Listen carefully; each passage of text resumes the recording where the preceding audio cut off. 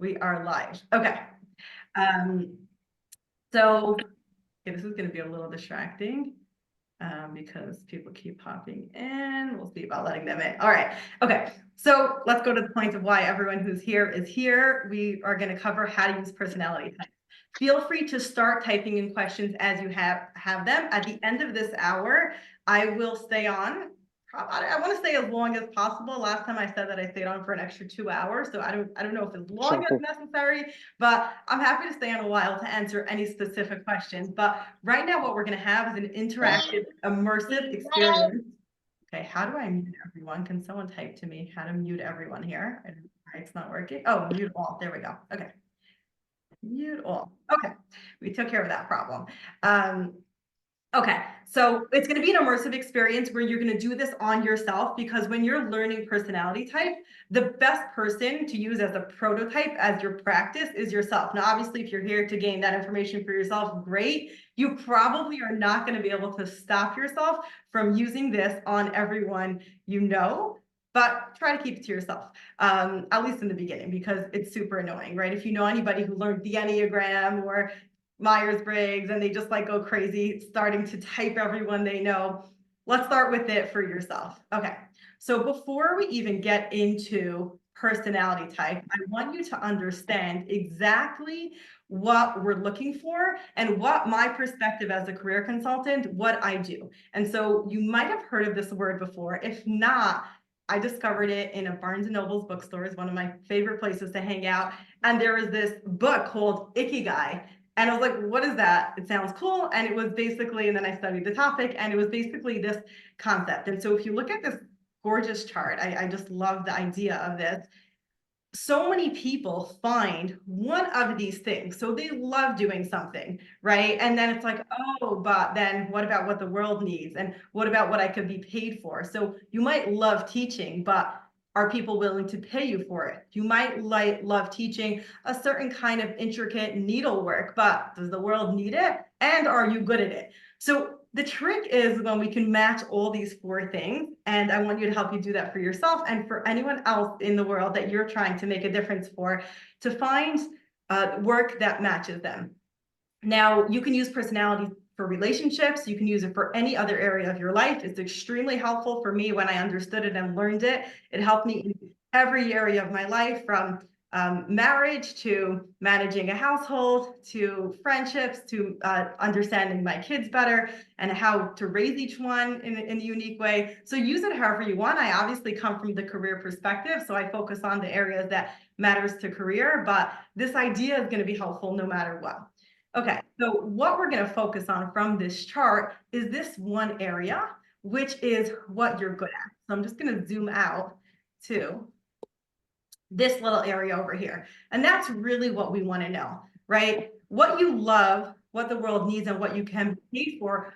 Is my job as a career consultant to help a person make sure that once we figure out what you're good at, well, you could be good at something and not love doing it, right? And I remember I posted about that a while ago, and I got back the most amazing responses, because people were like, hey, I'm so good at math, and everyone always said I should be an actuary or an accountant, but you know what? I hate using it. And I want to give you permission that just because you're good at something doesn't mean you have to do it, right? And then you could be really good at something, but the world doesn't need it and you can't be paid for it. And so it's my job to help my clients make sure that they have that whole picture. But right now, we're going to spend this evening on the first part, which is, what are you good at? So to go into that, zone in and really understand how to figure out what a person is good at, because I think this is like a basic human right. And you might have read that recently. I've been writing that because to me, it's such a basic thing, because once you understand your personality type, it's mind blowing. And it's like the one person who you need to understand on this planet is you, because that informs so much of what you're going to do, the decisions you're going to make, the people you're going to interact with, the job you're going to choose. Every single thing is based on self-awareness. Wait, new people didn't get muted. Muted. Okay. And so before we go into, I'm seeing so many familiar names. I wish I could like give everyone a hello. Okay. Now, obviously, the ideal is that Ikigai. And I know that the ideal isn't always possible, but I very much believe that we should know what's our ideal role, right? Because it's funny. I had a guy who once came, he was like 30 something years old, married, 5 kids, mortgage, and he did a test and he wanted to know, like, if I was 18 and had nothing else to worry about and can go to school for anything, what would I be good at? And it was fascinating because he actually would have made an incredible surgeon. And you know what? It didn't matter because he wasn't going to go to medical school. But we were able to take, okay, what are the raw components of what you're able to do? And then what's the best thing? And and it's interesting because he enjoyed hearing that about himself. It gave him confidence, it gave him ability. Okay, maybe I'm not going to be a surgeon, but if I have those skills, I can certainly be good at construction, home repair, architecture, right? Things that use similar skills. And it's like, let's know what the ideal is. And then we can decide if we want the ideal career, or maybe it's not the right time in our life for an ideal career. Maybe, it's ideal for us to be home with our kids when they get off the bus. And so we're going to pick a non-ideal career, but we know why we're doing it and we know what would be perfect. And I think there's such satisfaction in just knowing what you want, because the confusion that I see every day with just people wondering, I don't even know what I would be good at. I don't know what I want to do. Like, if you don't have a goal, just like the shooting the targets and then putting the circle around it afterwards, like, at least we know what the target is, and then we know how far off we are, and then we could decide what we want to do about it. So back to our screen here. Tonight, we're going to focus on personality, but it's important for me to point out, I feel like a responsibility to make everyone aware that there's a package here that makes up, and of course, this is very basic. People are very, very complicated, and this is just a little idea. But when we're looking at a person, any decision, any career decision, any life decision, there are really 3 general areas that we want to look at. We want to look at the emotional intelligence. That is like the middos, the parts that change, the parts that we want to change over a lifetime, and that's very significant. Then we want to look at the IQ, the cognitive abilities. Is this person good at problem solving? Are they analytical? Are they diagnostic? Do they think spatially or non-spatially, right? Like, how does their brain work? And then we want to look at personality. Now, the only one of these that we could do in a 1-hour sitting is personality, and so that's why I chose that for tonight's topic. But I do want you to understand that you're looking at a person, we're looking at one point of view. I don't know anyone who made a real, well, once it happened that someone told me they made a real career decision based on just knowing their personality. I don't know if they're happy or what happened to them. But I want you to understand what we're looking at, and then we're zoning out to the next, to personality this evening. Now, before we just focus on personality, just a little bit of an idea of why these things are so important. Emotional intelligence, the statistic is wild. 50% of job success is influenced by a person's emotional intelligence. Now, emotional intelligence, many of you probably know what it is, but emotional, just for a quick summary, it's about self-awareness and then self-management, right? Like, if I know my emotions, okay, I'm feeling anger now, I'm feeling sadness right now, then I can manage it. And if I could do that for myself, then I have the social awareness and the relationship awareness. Now, that sounds simple. It's like nice middos, being a good person, but it's anything but simple, because the people who do that on average in the same job, you can look this up in Gallup, make on average $13,500 more a year, I believe, I'm quoting from memory, is the statistic, in the same job, the same title. But if they had a point higher, there's an emotional intelligence test that you can take, and you can look it up, Emotional Intelligence 2.0. The website is Talent Smart. You can look it up, do an assessment, I think for free, and then watch your points go up as you build your emotional intelligence. But every point that you get higher in that test had correlated with people making more money, being more satisfied. And so that's very important. We're not going to talk about it here, but it's something that you should know about. Now, EQ is something that we use in career coaching. IQ is something that we use in career coaching all the time. And it's a fundamental part of being able to understand a person's skills. And it's like, how does their brain work, right? Some people walk into a room and they look at a space and you say, like, would the couch fit in through the doorway? Or, do you think that would look good? Now, some people can visualize that easily, and other people have no idea and they have to move the couch back and forth to know, right? What is that? That's not emotional intelligence. That's not personality. You can have any kind of personality and be like that or not be like that. That is what's happening like in the IQ, like how your brain is structured. Now, the way we look at it, the way I was trained through Rockford Institute, the way I teach it at Rockford Institute, is there really isn't a good or a bad. It's just different. And people are in different scales, and we're able to measure exactly how people are different, what skills people have compared to others, and then be able to, based on that, make a career recommendation so people are actually using their best skills, right? So what they're good at, and then we match that up with, okay, could you get a job in that? How much will people pay, and will you have a good time doing that, right? Does it spark joy? Is it fun for you? Which I think is an important criteria for a career. Okay. Someone's waiting to get it. Okay. Now, just to give you a little sample, which we're not going to have any time to go into today, but this is when someone takes an actual IQ test or a career IQ test. It's not the same as an educational IQ test, because what people are good at in school and what matters in school, I'm sure most of you have noticed, is really not important when it comes to careers. And so the things that we measure by careers and the skills that we look at have absolutely no correlation to how someone did in school, has no basis in education. And when you see these scores, this is actually a real client of mine's scores, when they took an actual aptitude test with Rockford Institute, and we're able to figure out what each of these things mean. Now, what this means, if you train as a coach, you'll learn exactly how to interpret these scores and what they mean, how to put it together, how to understand the whole person. But we're able to understand, like, as a quick example, like this person has low rate of idea flow. Now you see how it's not good or bad, and I'll use this example. It's a great example. So people with high rate of idea flow, their mind races, that moves very quickly, they get bored very easily, they hate doing repetitive work, and so they do best in careers where there's always something new to do. They always have to think of new ideas.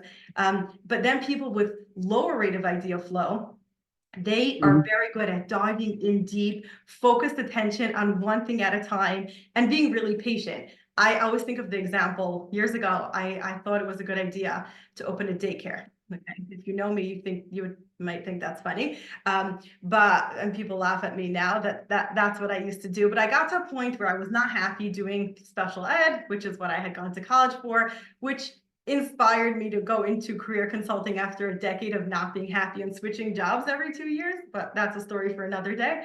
And so when I took this test, I found out my rate of idea flow was really high, and it finally explained to me why I didn't really have patience to do like daycare teacher work, which ideally is done by someone with low rate of idea flow, someone with a ton of patience to do the same thing and answer the same question again and again. And there are complicated jobs, simple jobs that use high or low rate of idea flow. And actuary has to be deep and focused. They very much have to have low rate of idea flow. And so it's not good or bad, but we need to know what it is, because for me, finding out what my rate of idea flow was and that it was high explained to me why I got bored, and not like you're bad at this or there's something wrong with you, but oh, okay, you need a job that matches that. And when we could look at all of these different skills and then put them together, it's amazing how easy it is for a person to be in a job and to choose a career where they understand themselves and understand what kind of work they're suited to do. And you know, the statistic is that 70% of people are not happy at work. And when you realize that most people never take a test like this or understand that this idea even exists, that you could know these things about yourself, like obviously who likes doing something that they're bad at? Right? It makes a lot of sense. Okay, so tonight you see the highlighted section down there where it says type indicator. That's the section that we're going to focus on. So one of the 13 tests that we have here is personality type. And today you're going to walk away from here knowing how to learn your own personality type and how to use personality type for other people, God willing. Okay, so, okay, next page. Okay. No, we did that. Okay, so we're zooming in on that one aspect from those three, right? We have the EQ, which we discussed emotional intelligence. Someone asked the question, Talent Smart, and the book is Emotional Intelligence 2.0. It's Travis Bradbury, I think is his name, the author. IQ is like doing actual aptitude testing, which that you do if you get trained as a career consultant, and then personality is what we're doing now.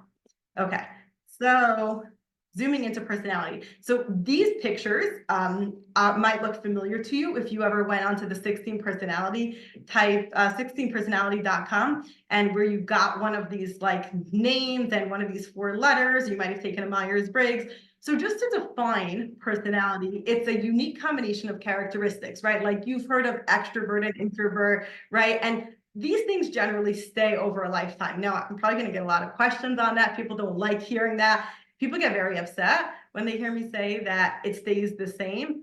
The truth is, you might act different. Like say you were put in a family with everyone being really extroverted, or in a community where you're expected to socialize a lot and you're naturally an introvert. It doesn't change you from what you naturally are. You learn to adapt, but who you are, like you can actually see on small children. By the time my kids are 2, I have an idea of their personality type, and it's been consistent over a number of years where I've had my kids are old enough to read the personality types and choose for themselves, and it's been accurate, and it's an amazing tool to use for understanding your kids, and you'll see how soon. So it's based on 4 general categories. 4 times 4 makes 16. So everyone here by the end of this evening, I hope, is going to have one of 16 types that they feel describes them, that gives them insight into themselves, their career, their lives, or however you want to use it. Okay. So the 4 areas, a quick summary, and then don't worry, you don't have to remember this. You're also going to get the recording if you're here. You'll get the recording afterwards. These are the 4 areas. Now, many of you might have heard of this, these words, right? Extrovert and introvert, most people use in regular language. Intuition and sensing, pretty familiar. Thinking and feeling, I'll tell you what we mean by that. Perceiving and judging is nothing like it sounds like. So we'll go into it. Basically, when we go through it, we're trying to answer these 4 questions. This is essentially the whole idea of personality type, is answering these 4 questions. Now, it's a little more complicated than it might sound like, because answering these questions is, I guess, asking the right questions to help you answer is what we're going to do here. But we want to make sure that you get that right. And it's really about how you feel. It's not about what I think about you or what your friend thinks about you. It's about what you think about yourself. So it's a lot of like internal thinking about this. And so you'll have a chance to answer the questions for yourself, and you'll be able to do this again afterwards and review it as many times as you want. Okay, so here is just a little chart, and I'll go through a little bit. I'm going to give an overview, and then we're going to dig in and actually do it together. So extroversion or introversion is sort of looking for your recharge. So extroverts recharge externally with other people, introverts on their own. I'll explain more what that means. Intuition and sensing, people who are intuitive take information in primarily through their 6th sense, like how they feel about things. Sensors feel things through their 5 senses. They're very in touch, practical, down to earth. Feeling and thinking, see the 3rd category down there. Those are people that make decisions with emotion or logic, head or heart. Which one first? I'll explain more. Perceiving and judging. Okay, so I have to clear that up because the names make no sense. Perceiving means people who like to leave their perception open, which is a great definition that I got from a mentor of mine, Jacob Engel, who some of you might know. Perceiving and judging. So leaving your perceptions open, leaving your options open. So you know those people who you say like, you want to go out on Sunday? And it's like Tuesday before, and they're like, I have no idea. You're gonna have to ask me on Sunday, right? So we know people like that. And then the judges are the ones who are like, oh, I actually have plans. You should have asked me earlier, right? So we're gonna each find ourselves in these categories. Okay. And then you're gonna have a letter. You see how it's E and I. So you're gonna pick one letter from every category. So in each category, you're gonna be one or the other. So you'll be E or I, N or S, F or T, P or J. You can do it as many times as you want until you feel comfortable with your result. And I have a very cool way that you're going to be able to get your results and keep doing this. So one more thing. What did I want to say? There was one more point. Oh, this is a confusing thing. Everybody is all 8 characteristics. So everybody here, without a doubt, I can say with absolute certainty, everybody here, all 125 of you, have an extroverted side to you and an introverted side. Everybody has an intuitive side and a sensing side, and so on. What we're looking for is like there's a continuum, right? So we're looking for if extroverted was here and introverted was here, where would you be? Closer to here, somewhere in the middle. We're along that line, and everybody has a preference. You might be 55-45, 60-40, 80-20, but everyone has a side that they prefer, and that's how we get the 4-letter type. All right, so before we start and we actually do it, take a minute, find something to write on, preferably a pen and a paper. I'm going to give everyone a minute to go grab something to write with, and we're going to do a very easy, simple exercise.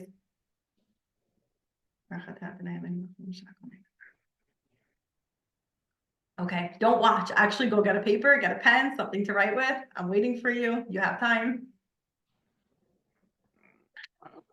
Let more people in and take a look at the chat. Okay, a couple of questions. Oh, good. I see someone answered it. Perfect. Okay, a couple of private messages we'll address later.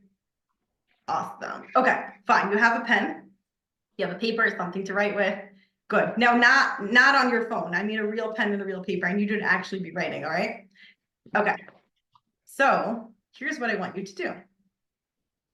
I want you to take your pen and write today's date, which is February 28th. No, February 26th, 2024, and then write your name. You've done this a million times, right? Good. You wrote it down. When you're done, I want you to switch hands to your non-dominant hand and write the same thing again. Date, name, and feel free to hold it up to show everyone when you're done.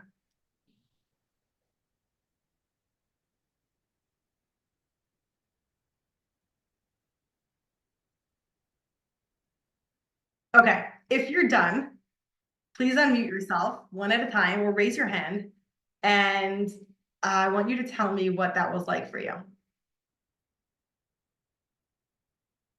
Any volunteers? Raise your hand so we can just have one person at a time. Okay, Suri, I see you. You can have, there we go. Okay, how was that for you? It felt weird, and I felt maybe incompetent or like a toddler like holding a crayon like the wrong way. Like it just didn't feel hard. Weird, incompetent, like a toddler. Okay, I'm writing this down. That's excellent. Yes. Okay. Are you a right hand or naturally righty or lefty? Naturally righty. Okay, so when you use your left hand, you felt like that. Okay, I see Malky. Go ahead. You can unmute yourself. Yeah, hi. Hi. So I know some people do this to journal, for the subconscious mind, like the thoughts to come out. And I've never done it before, really. And I was actually surprised how neatly I wrote. Really? Yes. And you've And never tried writing with the other hand before? No. That's I fascinating. actually I don't know, but it felt like I was writing it like I was writing it differently than when I write with the right, like the coming from the left side. So it felt like I'm doing something opposite. I actually felt it like like the other side of your brain. I'm forming the letters. Yeah, I was forming the letters, like starting off differently than I do with the right. Fascinating. Okay, I really like that point that you're bringing up. I've never heard someone say that before, but you're sort of bringing out the point like a mirror image. I was feeling like I was doing it. Okay, so I'm going to hold on to that. Okay, I'm going to write that down. I love that. Okay, thank you so much. And then I see, wait, that was Malky. Chavi was raising her hand before. Did we lose you? No, I took my hand down, but it's fine. Oh, okay. Okay, do you, oh, okay, Shlomi, go ahead. Yeah, I felt like I wasn't in control completely of my hand. Interesting. Okay. Do you have it? Do you want to show us? Sure. I don't know why I'm picking on you first. Okay. Wow. So the first one is beautiful and neat, and the other one looks like a little kid wrote it, right? Yes. Yes. Wow. Okay. Thank you for showing off your handiwork. Not feeling like not in control. That's great. Okay, who, I have anyone else raising their hand? C Feldman is your screen name. Do you wanna unmute yourself? Okay. Interesting. Okay. So you got the idea, right? Which is really the point I'm trying to make is just that we each have a dominant type, right? And it's not like it's, well, we don't think nowadays, maybe people used to think, right, that it's better or worse to use one hand than the other. It's just a preference, right? It's just is. It's not like it makes any difference. You're going to get the same thing done, right? But we much prefer to use one than the other. Now, imagine, and this applies to all the 4 areas of personality types. So imagine an extrovert who's forced, I guess they live in an Asian country, right? Because this wouldn't happen here in America, but they're forced to be an introvert, right? So they essentially become someone who's right-handed, forced to write left-handed. They're going to always feel incompetent. They're going to feel not in control, weird. They might always feel like a toddler. And so this is just to give you an idea of why it's so important to understand your type, because many of us walk around, and for me, it's the last one that I walked around for my whole life until I understood this, feeling like I was doing things wrong because I wasn't like okay with what I naturally was. I thought it was like a flaw that I needed to fix. And once I learned personality type, I was able to like embrace it. And I'll wait to give you the example when we get to the last part of personality type. But that's sort of really like the value here. And so imagine being in a job where you're operating a right-handed machine with your left hand. You're going to be sore, you're going to tire faster, you're going to probably be the worst worker in the factory, right? And then you're going to think that there's something wrong with you, when no, you should have just been given a machine that had the other side. So that's like this concept with personality type, and that's why it's so important to really understand your natural preference, right? Because we want you to understand, at least if you're not in the right job, understand why. That's like just one step closer. Okay, so okay, I think I said all of this. This was to remind me to say it, and it looks like I'm scribbling on the screen and I don't know how to make it not happen. Am I? No, I don't know what's happening. Okay, I made some scribbles before. Okay, so like we said, there's no right or wrong. Just like, okay, so here's a fun one. When sometimes when you do this, people are like, I am right in the middle of every category. Okay, some people on this planet, I don't know any of them, maybe you do, are ambidextrous, right? Like they are equally good at using both hands. So there exists a concept, which is a big argument in the Myers-Briggs personality world, if it can or can't be. I've seen it like rarely, but generally if somebody, why are we seeing this text box? If somebody doesn't know their personality, if somebody thinks they're in between, for sure in more than one type, and even in one type, usually they're just not self-aware. And it sounds a little harsh to say it, but that's what I've found. It's like you just didn't understand it enough, because everyone sort of is. And it's not like we're trying to put people into boxes. It's like everybody has 2 eyes and a mouth, right? Like everybody's got this or that, right? It's not like we're putting people in a box to say that like, oh, you all have one head, right? Like, yeah, we do, right? That's how I look at it. And so it gives us a general idea of, is this, is this big and furry? Is it a tiger, or is it, small and furry and it's a cat? Like it sort of makes a difference, right? Okay, so your personality is based on your self perspective and how you feel about yourself, not on what other people think. Because I'm sure you've had people in your life who and I've done this to people so many times, where I'm like, oh, you're so extroverted, you're so outgoing, you're so funny, you're so loud. And they're like, what? I'm such an introvert. And when you hear the description that we use, you might also change what you think about yourself. And so it's never something that you can do, because people can put on acting a certain way. Humans, more than any other species on the planet, are really, really good at twisting ourselves into a pretzel. There's a quote in the book by Nicholas Lord, the founder, my mentor, the founder of Rockford Institute, the guy in the back of this book who trained me. And one of his quotes in the front of the book is like, you never see a fish trying to climb a tree and feeling bad about itself, but you see humans doing exactly that in the wrong job all the time. And so that's what we're here to stop, to put an end to. Okay.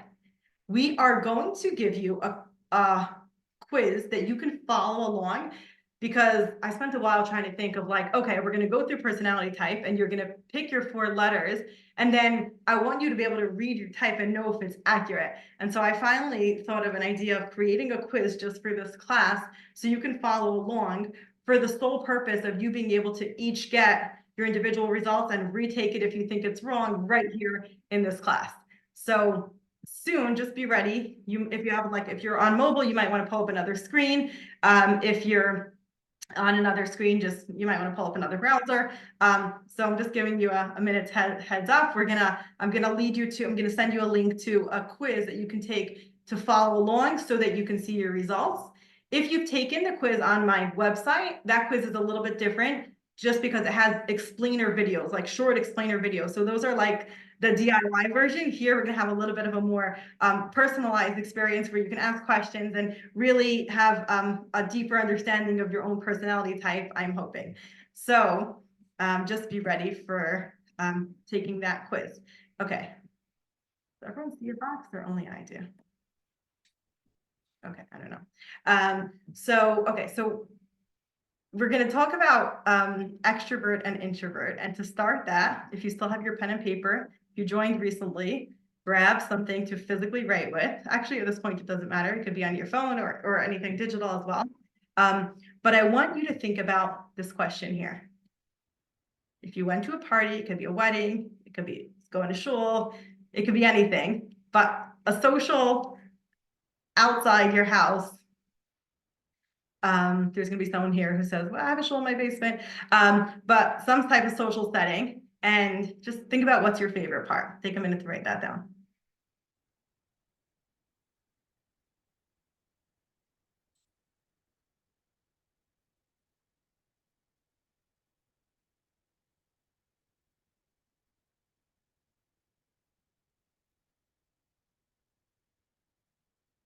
For all of those who just joined, we're just writing something down. Grab something to write with and get involved. Write this down. What are your favorite elements of a party? And give everyone a moment of quiet. And then anyone who would like to share their answers, I'd love to hear from a few of you. So just put your hand up.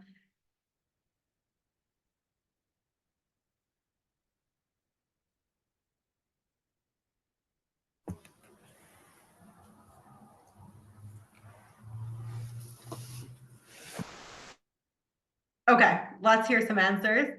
Okay, Suri, I see your hand is up. If you could go ahead and tell me what you wrote down there. Interacting with the people I love. Nice. Okay. Good. Just writing down your answers so we can use them. Interacting with the people I love. Amazing. Okay, Naomi. What did you write down? People watching. Oh, interesting. Okay. Tell me more. Wait, no, don't mute yourself. Okay, there's a classic introvert. She says one word and then when you say people watching, what do you mean? It's interesting to see what other people are doing, how they're interacting with each other, just everything that other people are doing. And Nice. Thank you. Okay, I love that. Thank you so much. Okay. Mayor, wait, I just clicked on 2 people. Mayor, is that you? That's me, yeah. Hi. Hi. So I have a few things, or a bunch of things actually. Yay. I like food, I like drinking, music, meeting up with friends. It's a very relaxed atmosphere. People are very approachable and making new interactions. What an extrovert. I love your answer. It's like the whole chart of what every extrovert says. If anyone else is an extrovert, you're probably relating to like all the things that Mayor just said. That's great. Thank you. Amazing. Okay. Who else? There was someone else who raised their hand. Oh, here, Mike, go ahead. Today, seeing people I know and catching up with them. Nice. Okay. And I was gonna ask you, you consider yourself an extrovert, which we didn't even define it yet, but I'm guessing that yes. Yeah? Actually, people would used to describe me as an extrovert, but I always considered myself an introvert, actually. Oh, okay, cool. Can I ask you a few questions? Absolutely. Okay, tell me why. I don't know. I just never liked as much going out, but I mean, I do enjoy like the experience of interacting with people. I think I just like it. I don't want to say it makes me anxious a little, but I don't know. I think when I think about the idea, I'm just not interested in it. But I Once think you you go, are you can't get me to go, but once I go, you can't get me to leave? you can get me to leave, but yeah, kind of something like that, I'd say. Interesting. Okay, okay. So there's like pretty strong parts of both sides. Okay, I'm curious what you're gonna say if you want to raise your hand after we describe the extrovert and introvert. I wonder if that's gonna give you insight. Okay. Cool. Okay. Wait, I see a few more raised hands, so let's take Seth, if you want to go ahead, and then Moshe, and then we'll move on to the next one. Yeah, sure. I thought food a little bit, but not really. Like I couldn't narrow it down. I couldn't Okay. so I don't know. But then when somebody said people watching, just Oh, like seeing the different interactions, that spoke to me. So I don't know. interesting. Okay, so I'm really curious if you're gonna consider yourself one or the other. Interesting. Okay, okay. I'm waiting to see which one it will be. That's like sort of could be one or the other. I mean, and there's no like hard and fast rules, but it's sort of, we guess. What's interesting is that with each of these types, like just like you could be a righty, but then there's some things that you do, right? Like some people like pitch with their left hand. Don't ask me, I have no idea. But like there are certain things that you do with your non-dominant hand. So we use both areas, right? It's just like one that we're more comfortable using more of the time. Moshe, you had your hand raised, so let's hear from you for the last one on this one.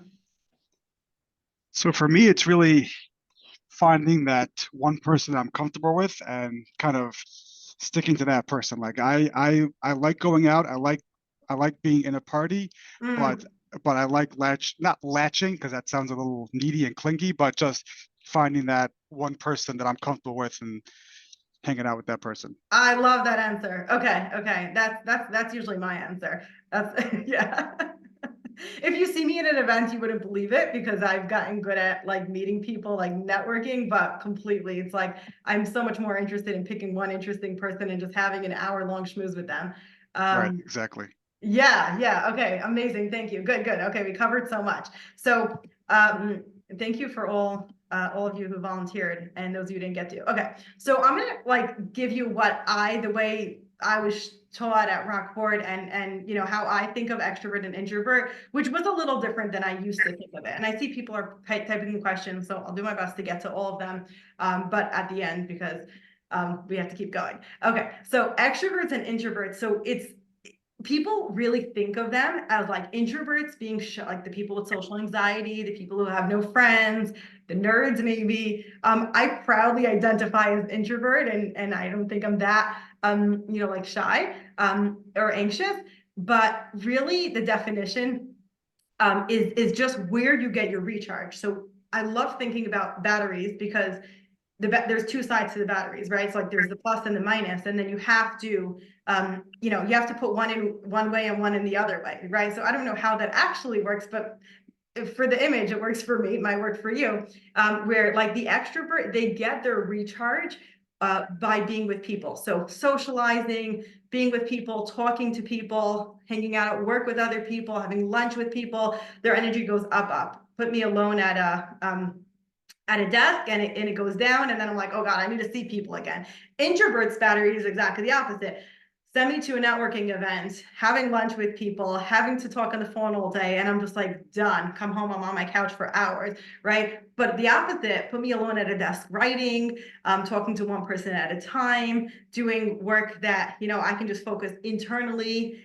I'm all filled up, right? Now, everybody's got both. It's sort of a measure. And lots of extroverts like to argue this and they say, but like, I love spending time alone. Like I go home from work, I love just that 20-minute drive alone. And now if you're like, working in a busy shop and you love those 20 minutes alone, that doesn't mean you're an introvert. It means you're a human, right? Like, sure, every extrovert needs some time alone and every introvert needs some time with people. I always think of it like if you would take an extrovert and put them at a week-long party that never end, eventually, I don't know what would happen day 1, 2, 3, 4, 5, 6, or 7. Eventually, they are going to look for a quiet closet, bathroom, balcony to hide on. They are just going to be like, okay, I need my time alone.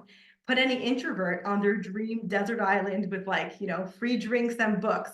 And eventually, day 1, 2, 3, they might be very happy. At a certain point, they're going to be like, I need people. I need to talk to someone. And what's very interesting is that it works like a thermostat. Okay. So, it's like you put it at, everyone has their natural setting. Now, if you're an introvert and your natural setting is like, right, at a 70-30, right? So let's say it's like a 70 degree, and then you're in a very extroverted setting. So for me, that was like when I was teaching. So I was an introvert, natural introvert. And then you put me in like 80% of my day was socializing with large groups of people, which is what you do as a teacher. So I was coming home and like having to get back to recharge. So it was like going back so many degrees.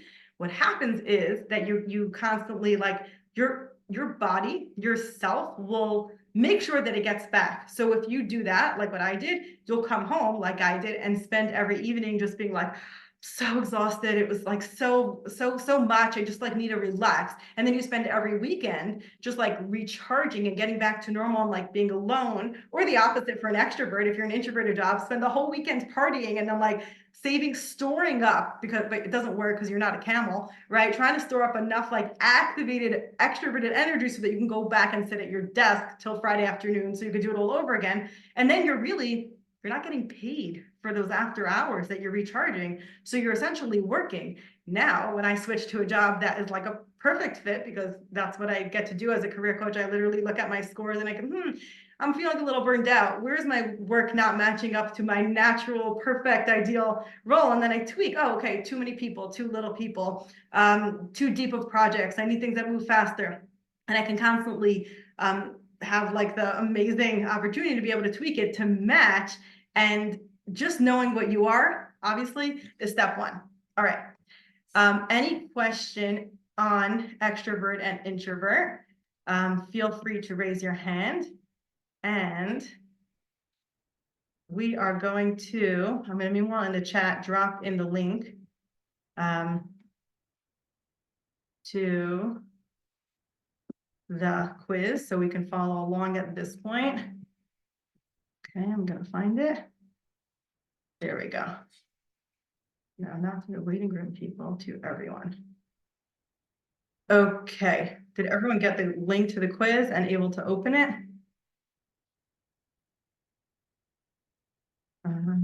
Okay, someone just wrote a message to me. I'm not sure what it means, so if you could just explain. Okay, so I'm just going to give you a second to go find the quiz online, and I will open up another share so that I can take you there too.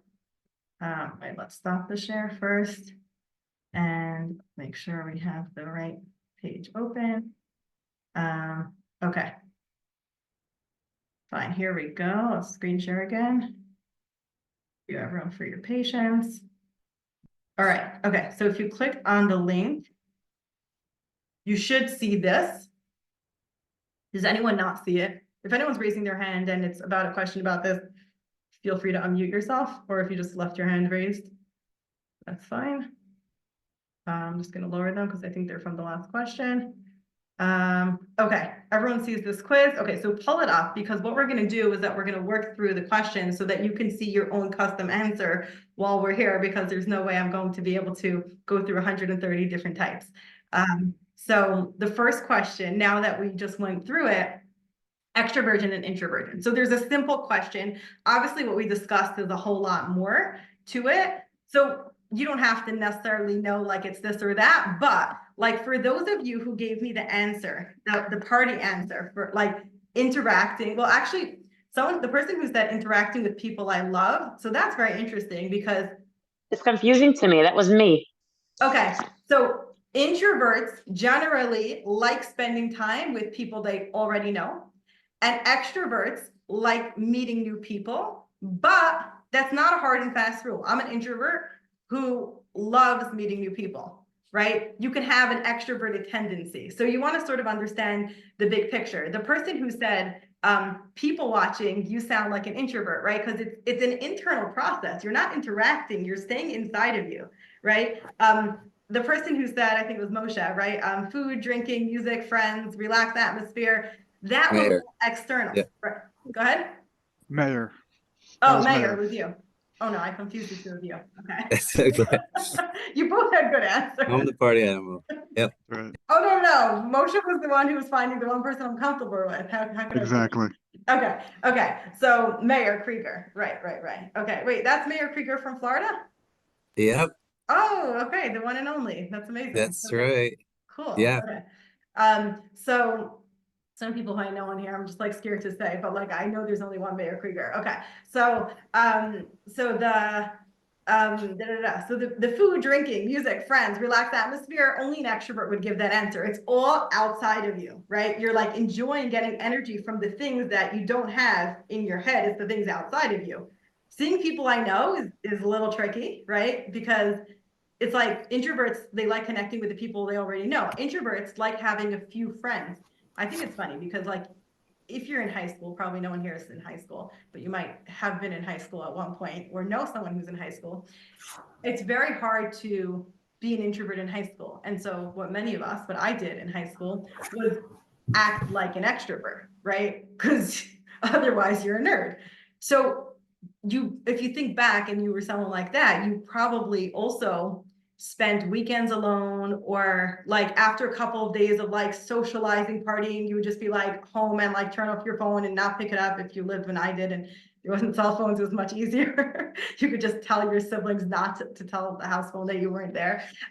So you like probably see that you went in waves, constantly having to find your equilibrium, even if you acted different. But seeing people I know is sort of like, the older you get as an introvert, you usually start trimming down your group of friends to the essentials of the people who actually matter to you, who you actually enjoy spending time with. And then that probably is an introvert, the person who said that.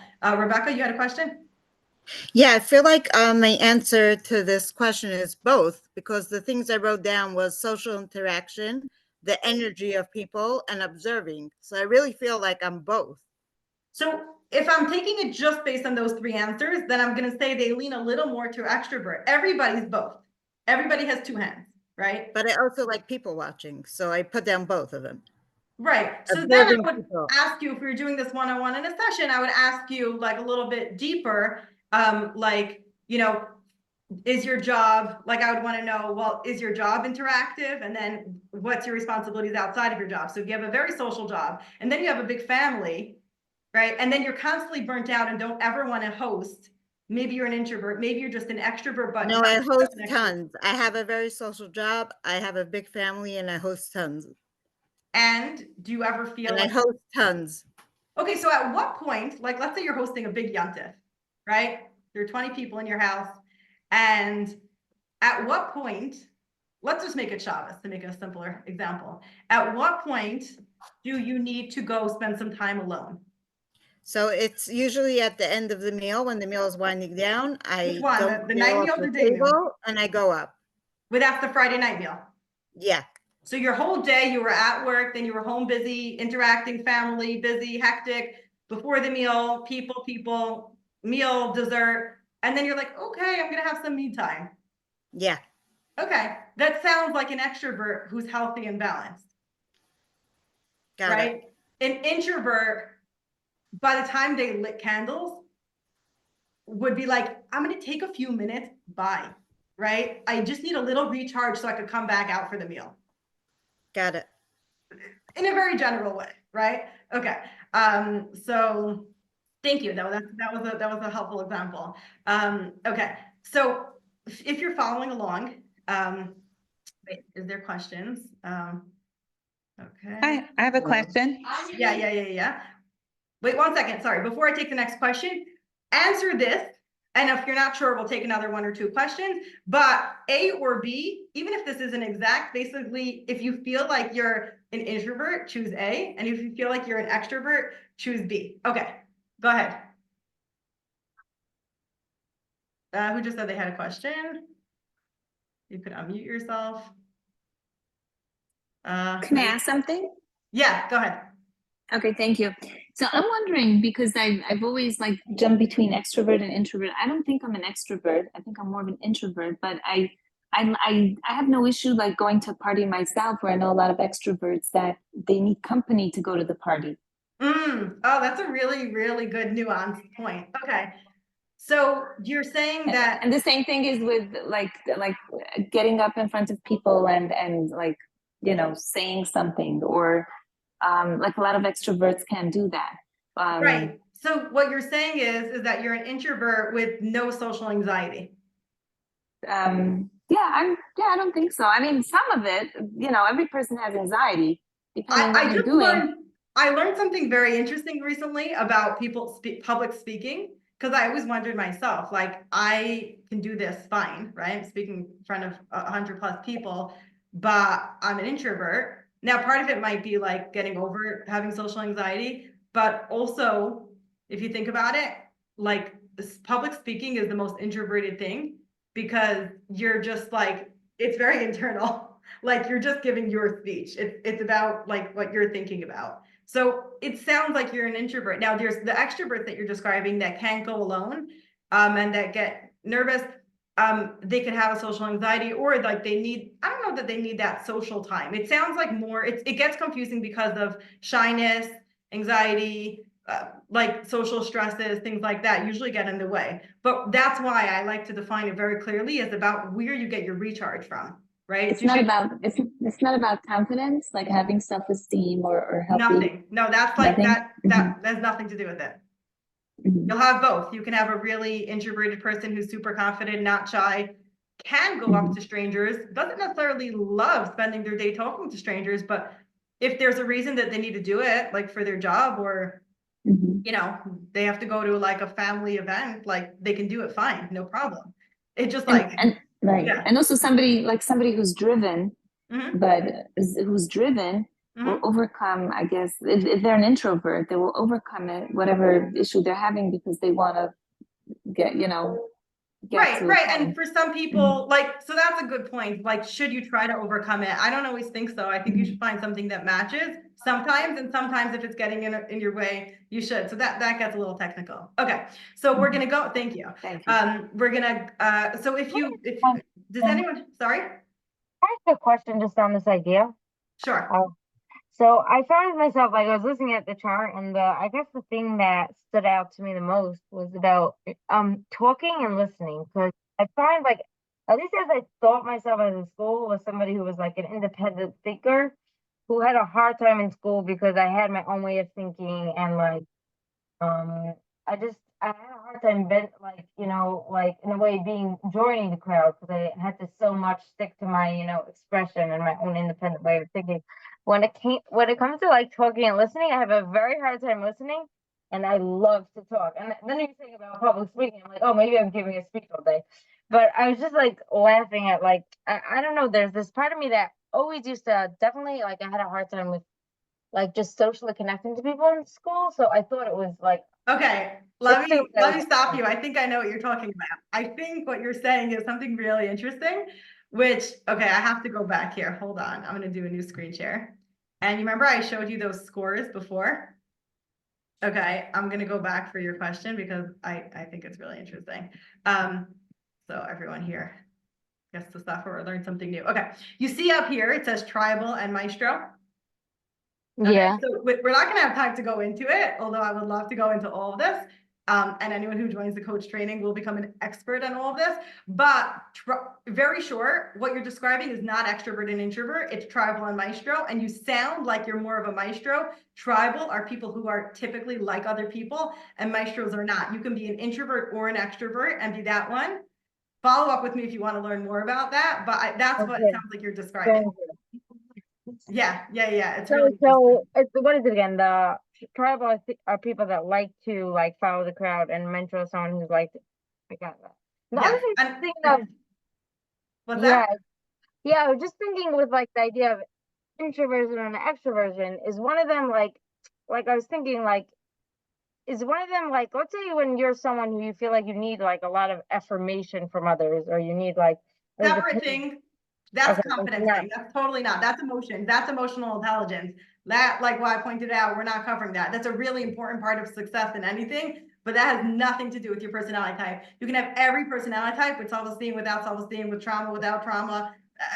There's all the other parts that you know engage. Okay, I'm going to move on. Sorry, I want to move on to the next thing because I want to respect everyone's time here. Feel free to follow up with questions at the end. Like, I'm happy to stay on and take questions.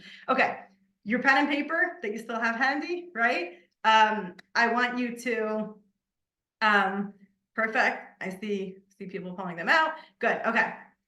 So on your sheet of paper, write about this apple. I'll try to be quiet for 30 seconds.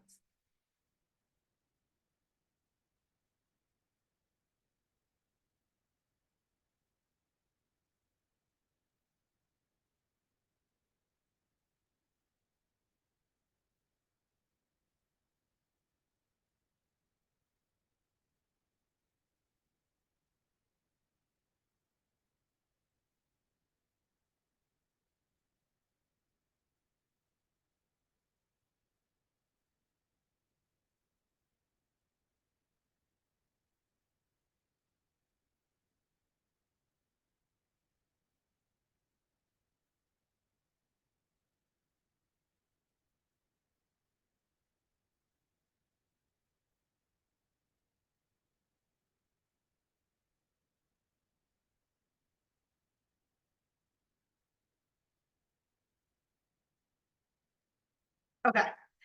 What did you write? I'm just reading some of the points. Some people are asking not to take too many questions now, save them for the end. They want to be able to stay on the whole time. So I'm going to try to respect that. So I'm only going to take questions from responses to the prompts, and then any other questions we're gonna dive in at the end. Thank you for whoever messaged that. I think that was a great idea. Okay, good. So I see some of you are writing your answers. Okay, you know what? I'm just gonna read them to get through this next one faster. Route. Okay, so one person wrote round, red, shiny, big, juicy looking.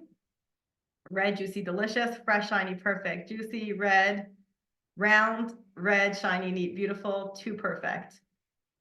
Crunchy, healthy, bright, shades of red, light color dots, clean, fresh, round, shiny. Oh, wow. Okay. Okay, I should stop reading. There's a lot of answers. Okay. I'm going to pull out two answers that are opposite here. Now, okay, so one person wrote anonymously, red with yellow undertones. No, I just lost it. 1 second, where was it? Okay, I'm gonna skip to the last one. Okay, Menzel, photography, you wrote this. Okay, so you think like a photographer. A red apple sitting on a white background with light coming from the side and top. Okay, that is a very practical, factual, 5 senses kind of answer, right? From apple quality, very practical, physical attributes. Okay. Oh, here was the one that I wanted. Fresh, juicy, tasty. I want to cut it into slices to enjoy now. Notice that answer doesn't describe any of the physical attributes. It's a much bigger picture idea of what it inspires me, how it makes me feel, what it makes me think, what like it makes me desire this, right? It's like descriptions. Okay, so red, glossy, contoured, speckled, practical. Those are the 5 senses, people, very down to earth. Right, there was another answer that I wanted to bring out. This is interesting. Red, tasty, healthy, and cheap. Okay, so that's like a little bit of practical, but the tasty, healthy, and cheap is like the big picture. The what does this make me think of? Like the further zone. Okay. Fiji, Honeycrisp. Okay.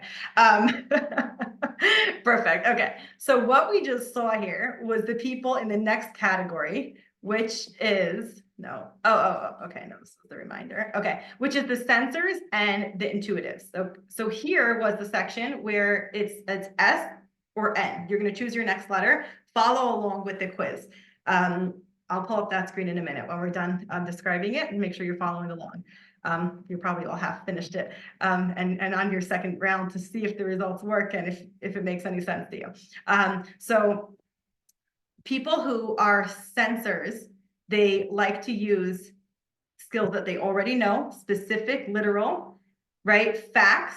The big thing that they have, the people who answered red, crisp, shiny, contoured, speckled, those are people who take information in naturally through their five senses. So what I can see, hear, taste, touch, and feel, no, touch and smell is what I notice, right? Which makes me, in turn, a practical, down-to-earth person who wants to talk about practical things. I want to do work that has practical results. I want to hear about it now. Don't give me the muscle. Tell me the point of it, right? Don't give me the inspiration. Tell me what you want me to know at the end of it. Practical, down to earth. Let's get down to business.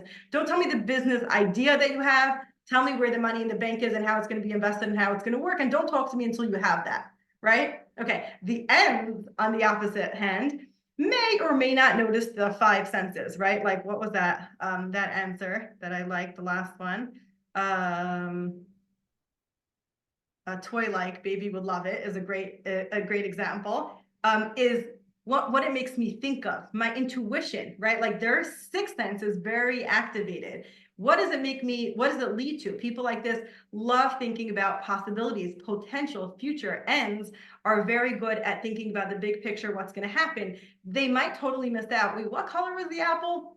That wasn't what they were thinking about at all. What shape was it, right? It was like, oh, that makes me think of Rosh Hashanah. That makes me think of, you know, whatever it makes them think of. But the intuitives are much more interested in hearing inspiration, hearing new ideas because they like hearing new ideas. They enjoy sitting in imagination. Intuitives are worried that their kids don't spend too much time imagining. Sensors are worried that their kids aren't spending enough time doing, right? So it's like a very different orientation.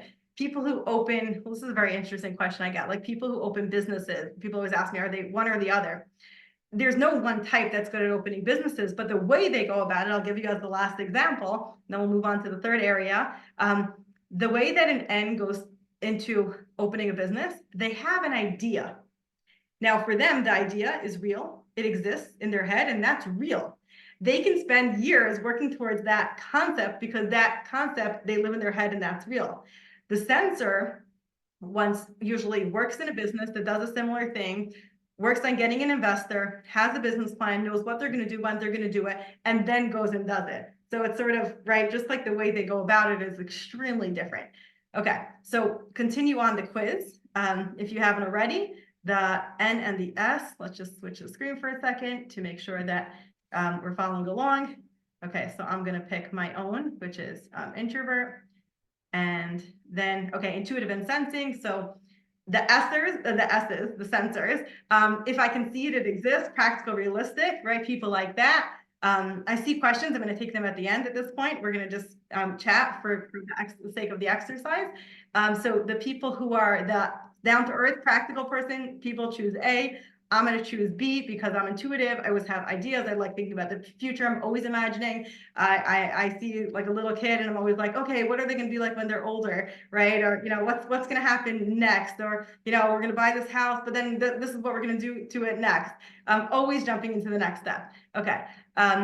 So on to the third area, and take out your pen and paper once again for the third time. And here is the question.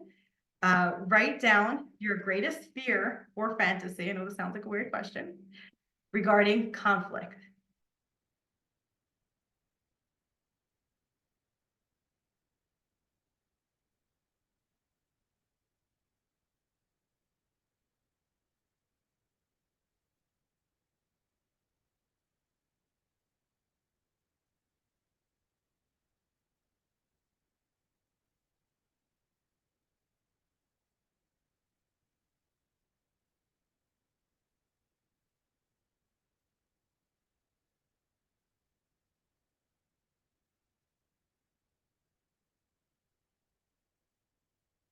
Okay, a couple more seconds.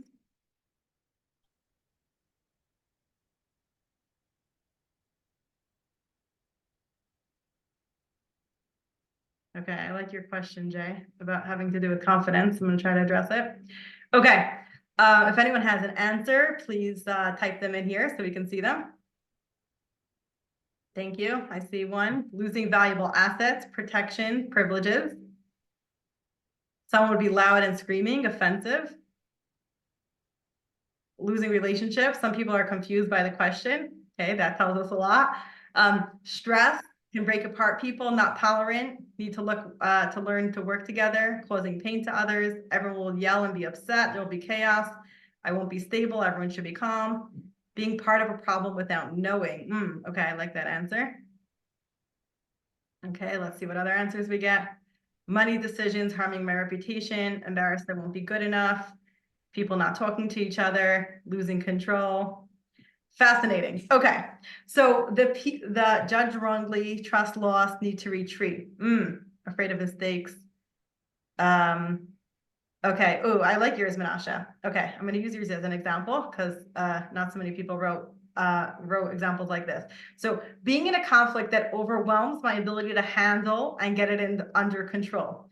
Okay, so that is a very logical answer.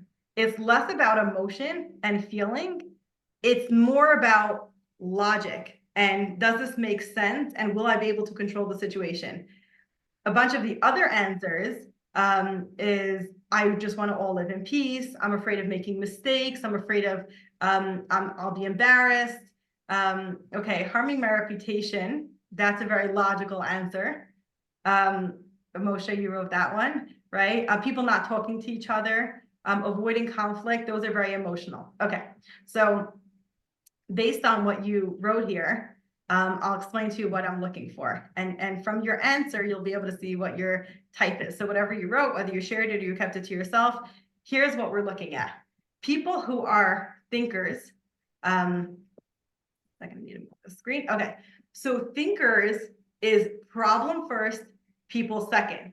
They start in their head and then they go to their heart, right? So they look at things objectively. If somebody's upset and the person who they're upset at is a thinker, right? So they're going to deal with it as like a logical thing, as the topic is what you're upset about. They don't take it personally. If you're upset at a feeler, they don't have a separation. You're upset at me. You don't like me, right? People who feel like they're people pleasers generally are feelers. People who want everyone to get along and they're the peacemaker in their family and they prefer to be uncomfortable than get in a fight, they're a feeler.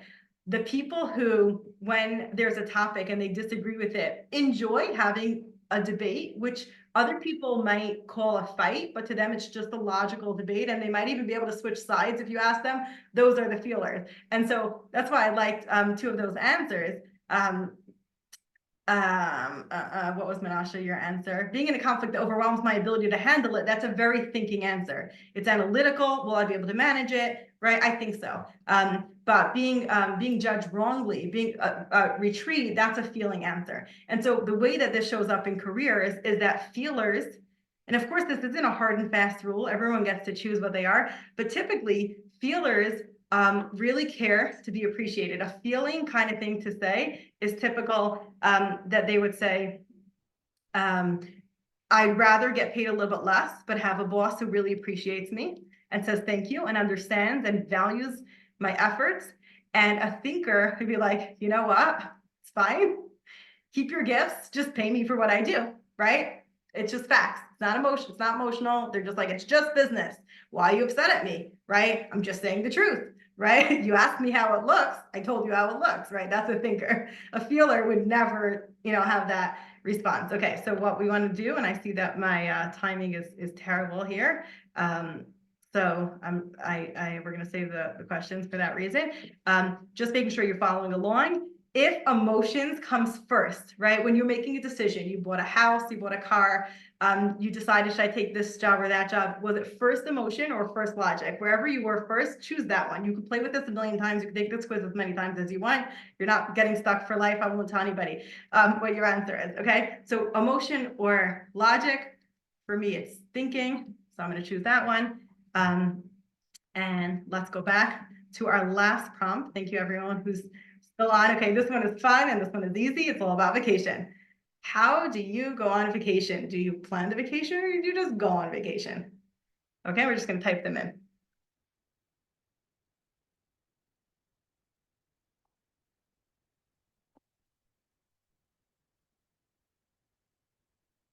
Okay, I plan, I just go. The planner, plan all, go plan for sure.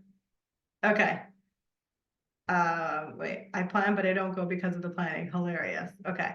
A little bit of both. I plan to the last detail. I can do either. I can leave for a trip last minute or plan for a while. Okay. I wonder who you married to, who your parents were, and then we'll figure out what your real type is. Bit of both. Research and have a list, but just go. Okay. Mayor, your answer. I research and have a list, but then I just go. Okay. That's someone who prefers, we have two categories. Everybody could be nice and flexible, but you have a preference. So there's one category of people who prefer to plan, right? Mayor, there's no way that you're not what we call judging, which has nothing to do with being judgmental. It means that you like to plan. There's no way that you're not a J saying that, and you would know, I think you took this, right? You took this quiz before. So researching beforehand, only a J does that. Then I could change, but I know where I'm gonna go. I have a place to sleep. I know where we're gonna eat. I know what the attraction options are. I have the coupons for them. And then I might change my mind, and that's fine. That's a J. I try to plan, and then my husband says, just go, you're a J, he's a P. Okay. I actually came out as a P. Who? Which one? Mayor. Really? Okay, Yeah. we're gonna have to discuss that then. Okay, so yeah, I just go have loves to plan. Fascinating. There's 4 areas. Almost every couple.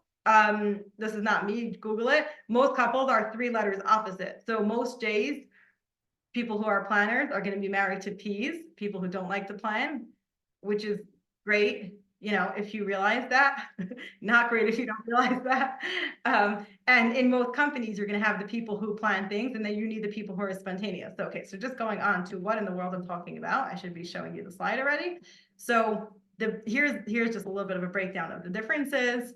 The J's are the happiest after decisions are made, right? They feel comfortable. So they want to know it's in my calendar. I feel better. The perceivers are like, it's in my calendar. Like, I don't know, right? Like, what if I change my mind? What if I don't want to do that?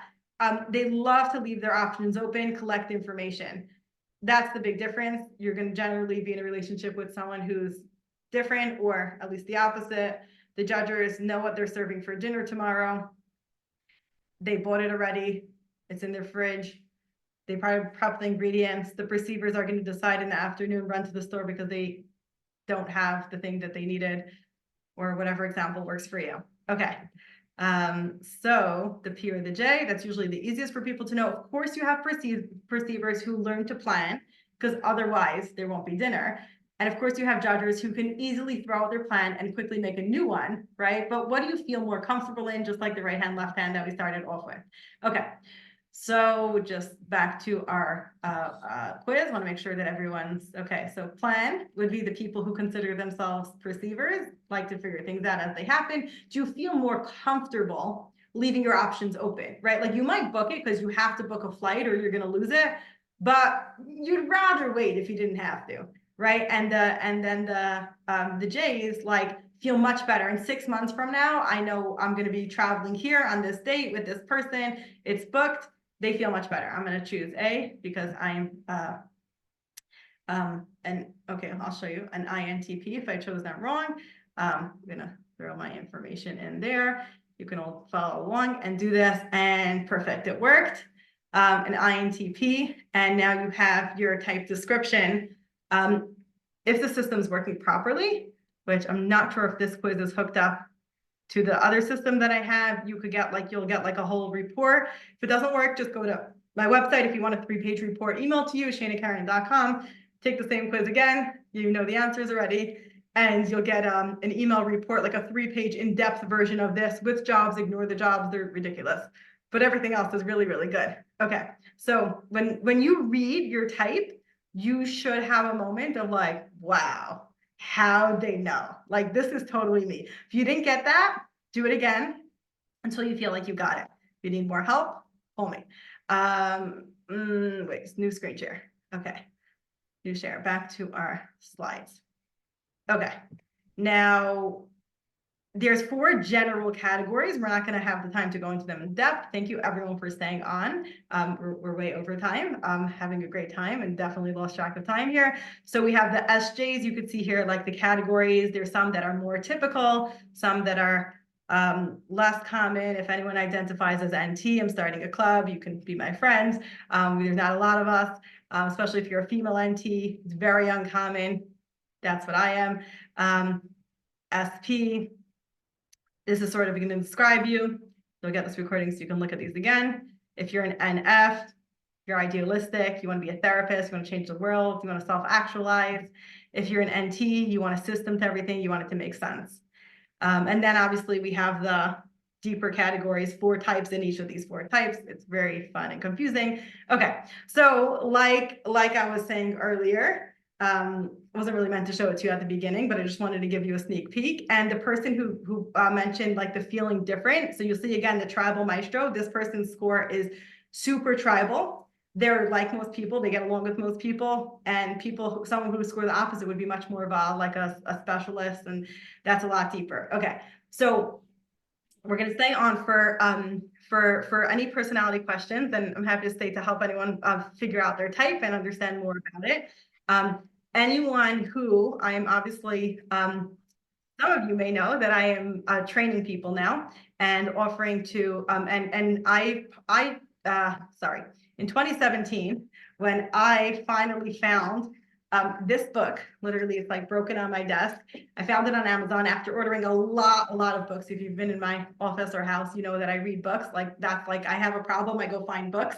And then I find the people who wrote the books and I'm like, okay, we need to, connect. And so I was like, okay, this guy knows what he's talking about. He's going to train me. So I called him up and I said, I want to become a career coach. He goes, no, terrible idea. Everyone calls me, they want to be a career coach, they think they're going to make a lot of money. Terrible idea. If you're a social worker and you want to do it on the side, okay, maybe I would train you, but that's it. I haven't trained anyone in a while. Anyways, I begged and finally got trained over the course of a year, working directly with Nick, and obviously since then. And he hasn't trained anyone since. So I guess that was very persistent. And I continued the persistence until this year. We finally got him on board, and I said, listen, you're not training. The training that I got was nice. It was honestly a Google file with 12 audios of him speaking. And then I got a full year of like, call me whenever you have a question, which was a lot of days. I don't think he's realized what he was signing up for. And I said, like, I've taken everything you told me, and now my 7 years of working with like hundreds of people, and I've developed a lot. And I'm sorry, but my calendar's booked out. If anyone's trying to book with me, it's booked out for 2 months now, right? And it's like ridiculous. Like, how many people could I work with a month? Not a lot, right? Like 10, 20 the most. We need more people to do this. And this is the best training in the world. I know, because I researched every single program before I came to this one, because I was at a point in my life where it was like, I am going to figure this out and I'm going to do it right, because I spent my own $20,000 when I was earning less than that every year as a teacher on that degree that I shouldn't have ever got. And I was good for parenting, but that's it. And I'm just going to talk to all the 18-year-olds. That's what I thought. I ended up working really with more mid-careers because of LinkedIn, which a lot of you know me from. And I love working with people who went through what I went through, but we need people. We need people to work with people with disabilities. We need people to work with people with ADD. We need people to work with moms going back to work. We need people to work with COLL guys who are, in their 30s and they have a very different situation than typical. We need people to work with the executives who are making a lot of money and are miserable, the business owners who are trying to figure out what to delegate. I could go on and on and on and on, but there's so much work that needs to be done. And there's no reason that this shouldn't be something that more people do. And so we opened up amazing coach training. I'm actually in the middle of a first private group, and that already started. And we're opening up a public group. Anyone who wants to go into it will get this test first. We want to see that you actually have the right skills. It is an entrance exam, and it's an opportunity. The fee of the test comes off of the price of the training if you decide to do it. Obviously, I don't want to bore everyone here with all the details. Anyone who's interested will be in touch. You can just shoot an email to me.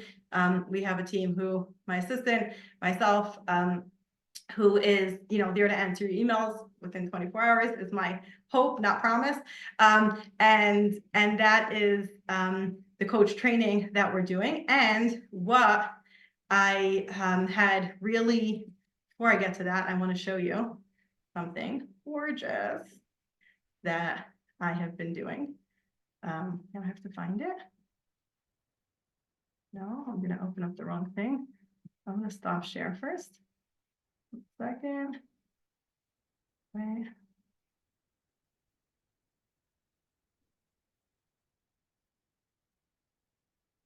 Open it. Here we go. Okay, here. Now I can go back to screen share.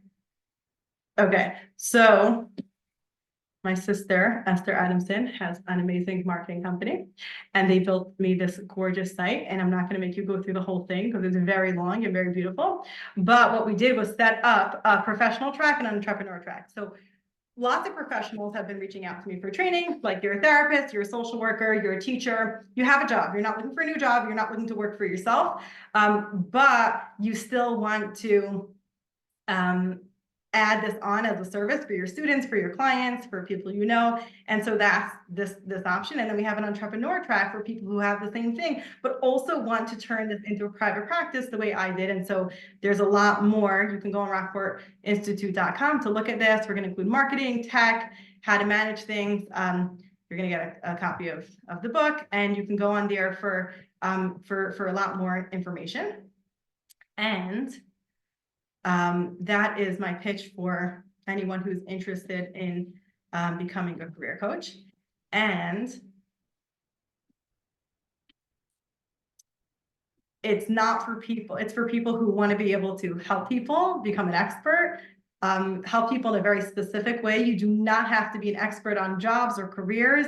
You have to be someone who's interested in learning about people, and you learn the rest as part of the program and part of your experience. And obviously, you know, it's not for someone who doesn't have the extra 5 hours, doesn't really want to have, doesn't have the bandwidth for learning a lot of new things, or looking to make extra money. I have had a number of organizations reach out to me in the last few months. I literally have a waiting list of organizations, which is a new opportunity. I didn't realize this was an option until recently, where people are looking to bring on a career coach into their organization. So like different community organizations, I'm not going to give the name publicly, but if anyone's interested, please reach out to me, where they're looking to hire for a salary on staff a career coach to work with people, let's say it's Parnassa related organizations, or just who help people in general, and they feel like career is a specific way to be able to help people. Also, if you're here, the first 25 people who decide to sign up, it's a limited offer. It's until March 11th. That's when we're closing enrollment, because we need everyone to have time to take their test and have their session and see if they're a good fit. And then they can start by the summer. The summer is my busiest time of the year. I'm really hoping to have a bunch of you to send people to.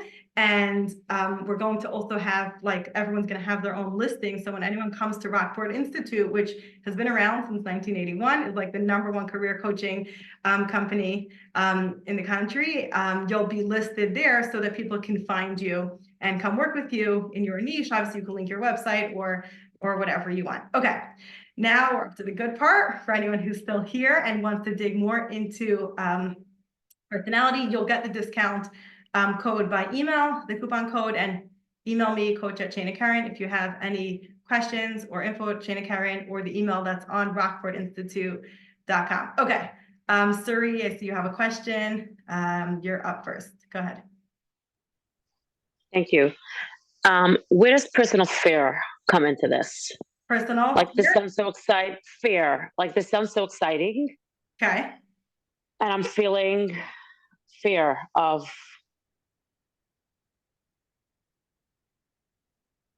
like definitely being good at something. That's definitely a fear. And okay. Let me answer like the short answer. And then for sure, if you want to schedule a call and have a longer answer, but if you're sending your kid to school and you would be like, I don't know, you work in the school or you happen to be there and it's the first day of school and it's like kindergarten or first grade. And you heard the teacher say like, oh my God, I'm so nervous. These kids are so impressionable. They're so delicate. This is their first experience. Like, I really want to make it wonderful for them. I'm so nervous I'm going to mess up. Do you want your kid in that person's class or not? Very much, yeah. There we go. So if you wouldn't be scared, I wouldn't think that was normal or healthy. So fear is like a really healthy reaction, right? Like, just like fear of fire, right? You want your 2-year-old to be afraid of a fire. Like, it wouldn't be normal if he wasn't, or she. Or like, fear isn't a bad thing. Fear is like, it's a message for us. And then you want to dig in deeper. Like, am I afraid that I'll mess up? Well, yeah, you shouldn't do career coaching now because you probably will mess up because you aren't trained yet. You don't have the skills yet. You can probably give people good advice, but to make big decisions, I deal with lots of people who were advised wrongly and they spent the last 10, 20, 30 years because someone told them they should do this without really knowing about the industry, without really having any good testing, just using intuition. So yeah, you should definitely be scared. I love that. Okay. And then what about the part of, I don't know how I could set up a business for this. Like, I could do this. I could work for somebody doing this. I can't see myself. So there's the I'm afraid to, or I'm not suited for it. So there are jobs to get. Suited for it, but I don't know. Right, no, there are jobs that you can get. There's lots of organizations. If you look on LinkedIn, you'll see jobs for career coaches.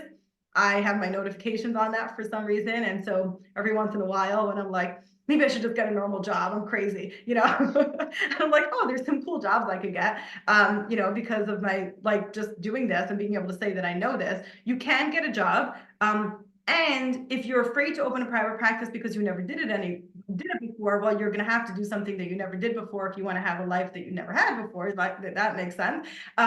But some people don't have the aspiration to, and aren't a good fit for it. They don't want the stress, right? Like, I just read something where it's like, who else in the world like gives up a steady paycheck, invests probably $100,000 and switches their 40-hour week to an 80-hour week with the very likely chance of losing it all, right? Like, entrepreneurs, like, it's a little bit of a crazy thing to do. On the other hand, like, my income doubled when I gave up a job and built this up in a way that I can't get paid in a job, right? So there are both options. That's a great question. You said you had one more? That was it.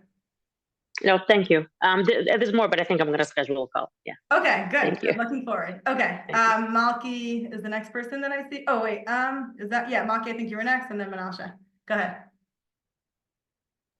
Yeah, hi. I don't know if I'm the Malki, but thank Hi. you. I'm wondering, because I wanted to take the quiz also, and I've taken such quizzes in the past, but I want to see my profile, which jobs I should look for. Okay. Because I find myself, like you're saying, jumping from one to the next every couple of I years. know what that feels like. And the truth is, I feel I'm successful at all of them. I don't think I don't know if I'm burning out because I'm increasing my salary as I go. I'm just increasing my challenges, which that's something that I also enjoy, trying to tackle something new.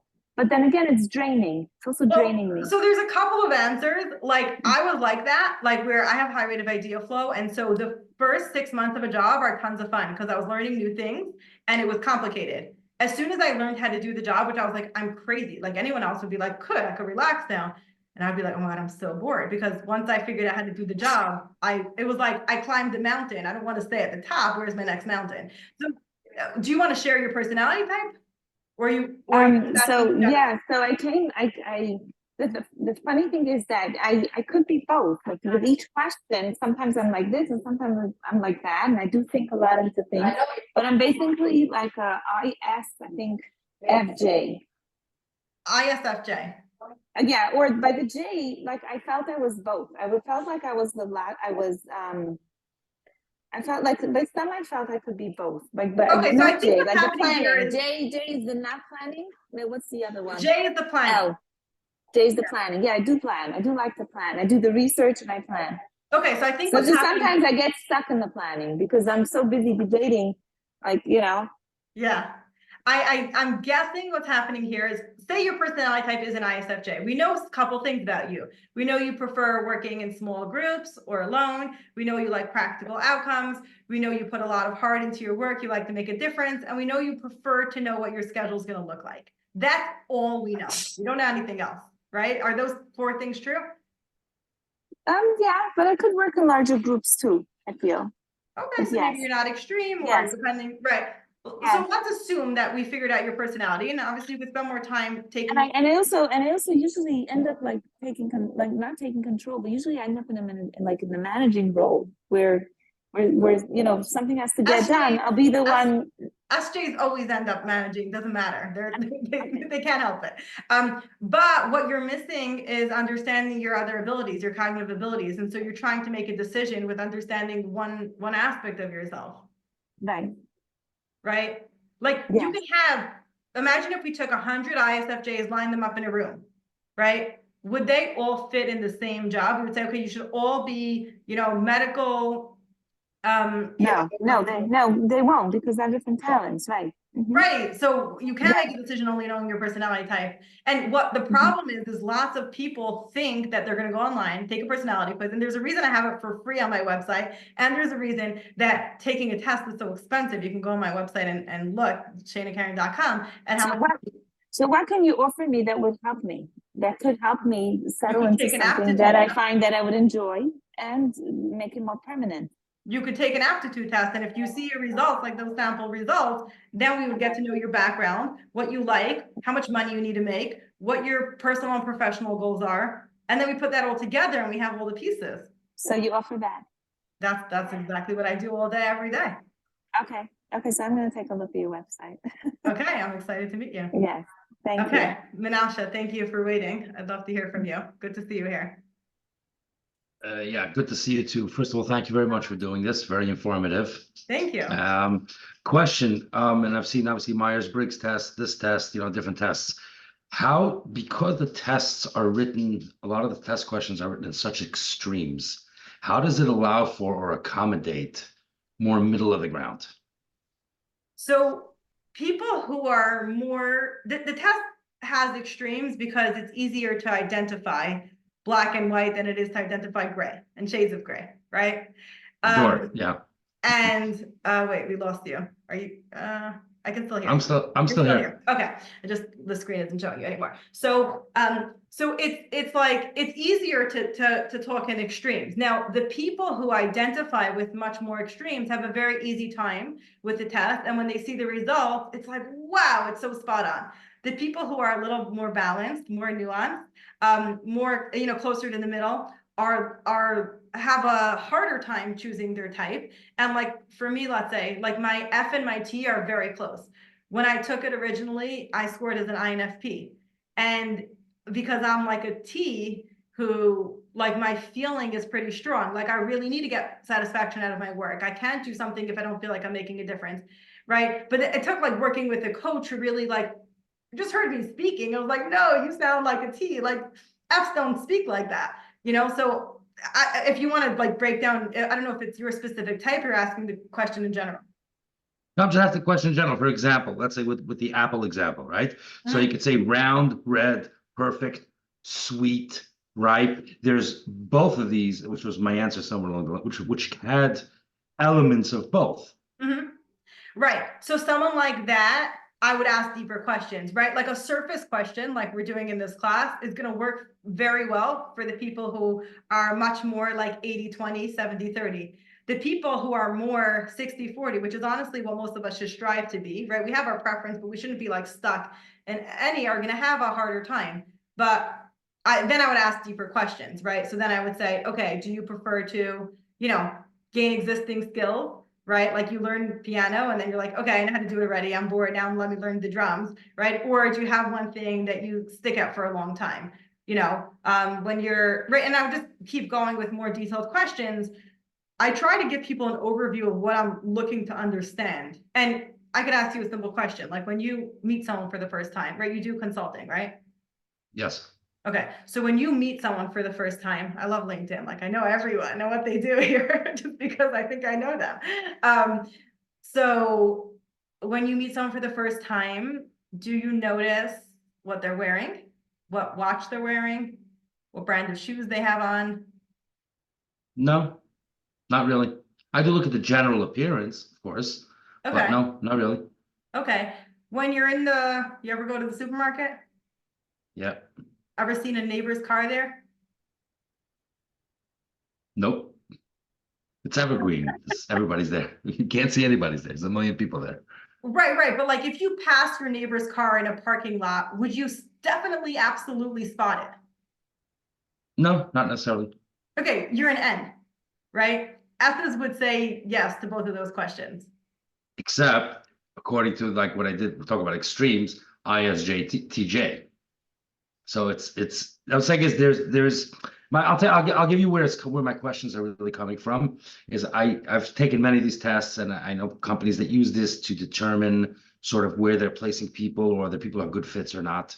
Right. And I believe that the questions are written so extreme one way or another. Now, I personally believe that these tests provide the person an insight into themselves. So like if I had an employee That's why and it's I illegal wanted to to use do them it.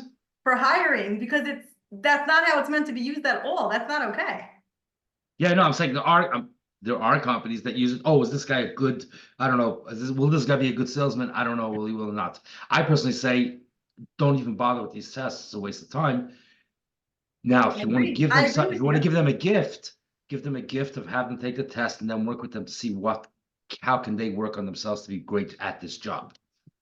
Exactly. When I go into companies and I'm trying to work with employees to see like how could we make them happier, right? People will hire me for like satisfaction or say it's a family business. This person's going to be here anyway. So what could we do? Or a business owner, right? Like I'm here, I can pick any job. What should I do? So the person's going to be honest with me, which probably is how you work with people, right? People are going to be comfortable with you because you're there for their benefit.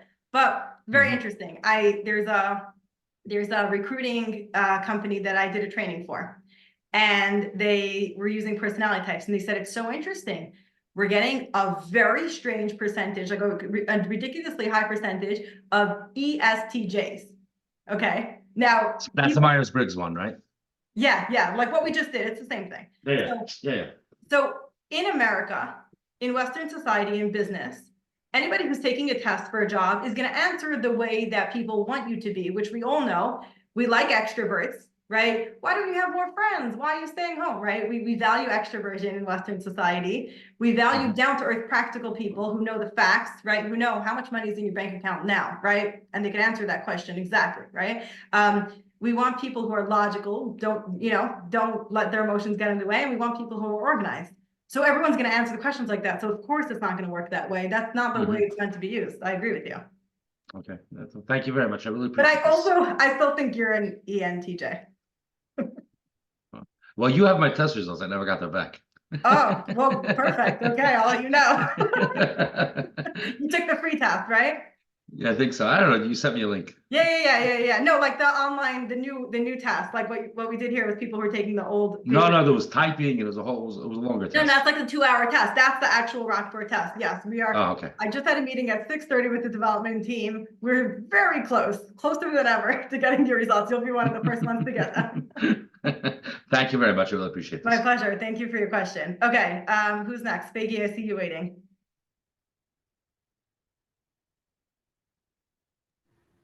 Hey, so my question is similar. Oh wait, okay. I to see someone's running Manash's to in the sense Byron. that like we'll take him next. a lot of the questions. Go ahead. A lot of questions were like they're so extreme that like sometimes depending on the mood I'm in, either this one or I'm that one. I'm not like depending on like I've taken the test so many times, but I've gotten different responses every time because it depends on the mood I'm in. Like I can't just decide this is me. Yeah, well, that's why I think it's a terrible way to make a career decision with only personality type, right? Because making a decision based on personality, which is why I use real hard IQ data, like actual testing, right? And also, it's not really about what mood you're in that day, right? When you take real testing, it's not asking you questions. This is asking you questions. So it's input output. Whatever you tell the test is what's going to give back to you, but it's based on you knowing yourself, right? That's why it's a problem. And it doesn't work perfectly unless you're working with someone who knows you and knows it. But for example, let's try to run it through fast. So extrovert and introvert, like which one of the 4 types is the most confusing to you? So which one did I think introvert, extrovert, like I think I'm always been told like you're an extrovert, but I know I get energy from being by myself, so I know I'm an introvert. And then I'm officially an INFJ. So then the N would be intuitive or sensing. So like let's say that one. Sometimes like I'll notice both at the same time. Like let's say it's noticing the 5 senses, or it's like what your heart says about like what your heart says. Yeah. Let's say if I'm meeting someone by a first time, it's very much like I'll I could tell pretty much within the first 3 minutes of meeting someone if I'm going to be able to get along with them. Right. Okay. That sounds like more like feeling that you're describing, not intuitive or sensing. That's different. what? Wait, you're breaking up. What you're describing about, like it's partly intuition, but it sounds also like you're going to the next category of emotion. I'm gonna guess that you're intuitive, but you also sound like you're a little bit balanced. So it's gonna be a longer conversation. So if you want to schedule a call, I would want to have a longer conversation with you. Okay, Moshe Davis, if you want to unmute yourself. You're next when I see Bracha and Malki. Yes. Okay. So real fast. So what would you say to someone? First of all, this is amazing. I love the analyzing of personality types of myself, and hearing other people talking about themselves and just listening, and and that kind of leads to my question is, what would you say to somebody that is locked into a career? And there's no such thing as being locked into anything, but well, yeah, down the road in a medical certain school, career. then you're locked in, And let's say. when you take this test and you see that the results of the ideal career for someone who's an ISFJ is not necessarily somebody that does sales, right? You do sales? That's one of the things that I do. Okay. Yeah. So like basically you're saying, so like when I find out like the truth about myself and what would actually make me Right. happy, and my job is so far from that, short of changing my whole life around, what can I do? Right. Exactly.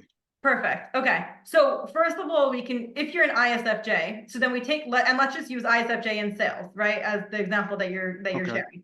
So most sales guys, people think are extroverts, or salespeople to be appropriate, right? So our people think are extroverts. Now, the way you do sales is probably not a lot of, you probably don't love like rah-rah in your face, let's go knock on the door, right? No. I'll put together an email that I know is gonna hit you perfectly, and you'll send spend it to 30 you. minutes researching Exactly. and writing it.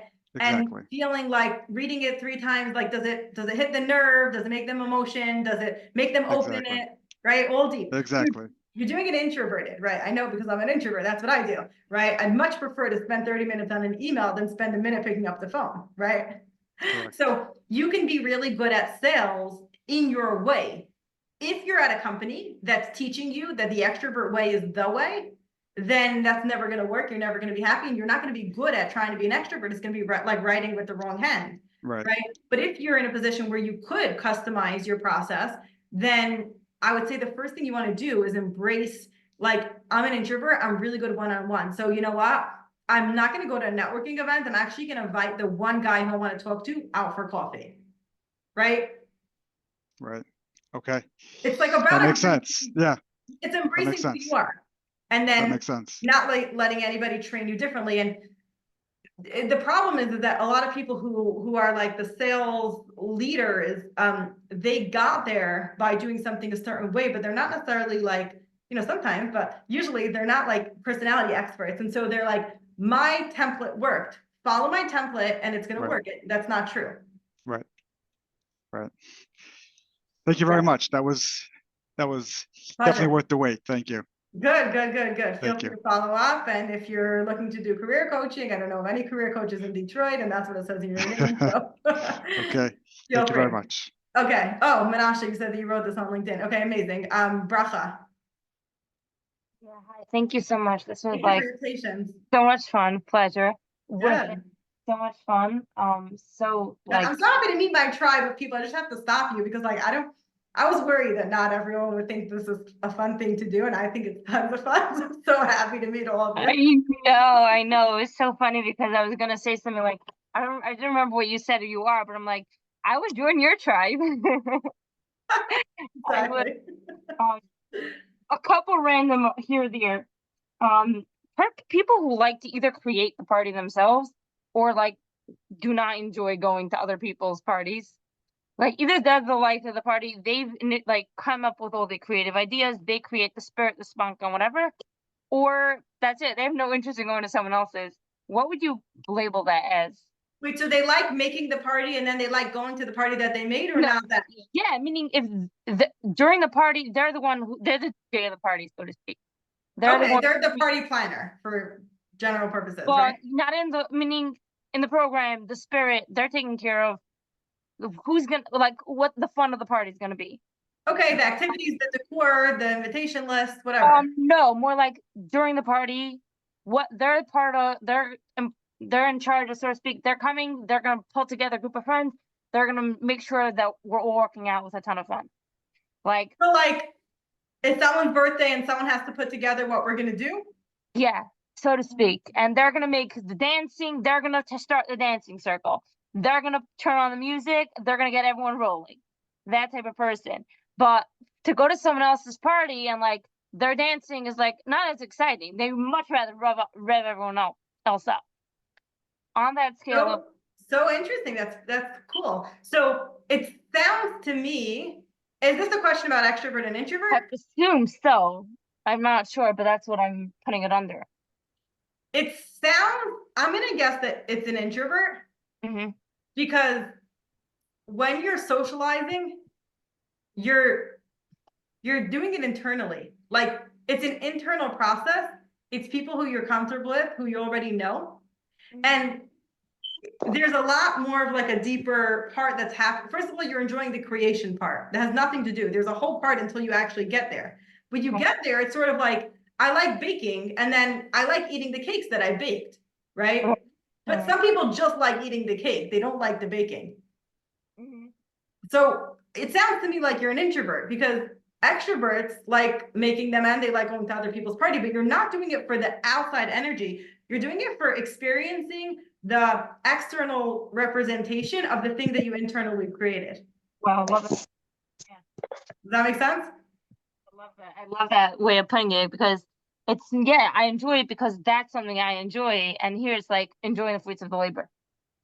Yeah, but like if you didn't bake it, it's not fun, right? Yeah, it's a representation of an internal process for you. That's it. It's not external. Okay. Okay. Well, you said you had a few questions. Is there anything else?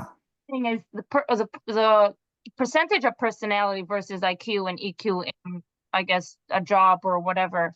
What's that percentage of? How much does that play? The personality versus IQ, EQ. Depends on the person. There's no one answer. I mean, it's not really like that. It's like basically you have your personality. That's a general thing, right? So it's like, people or no people, right? Practical or imaginative, right? That's like a very big box.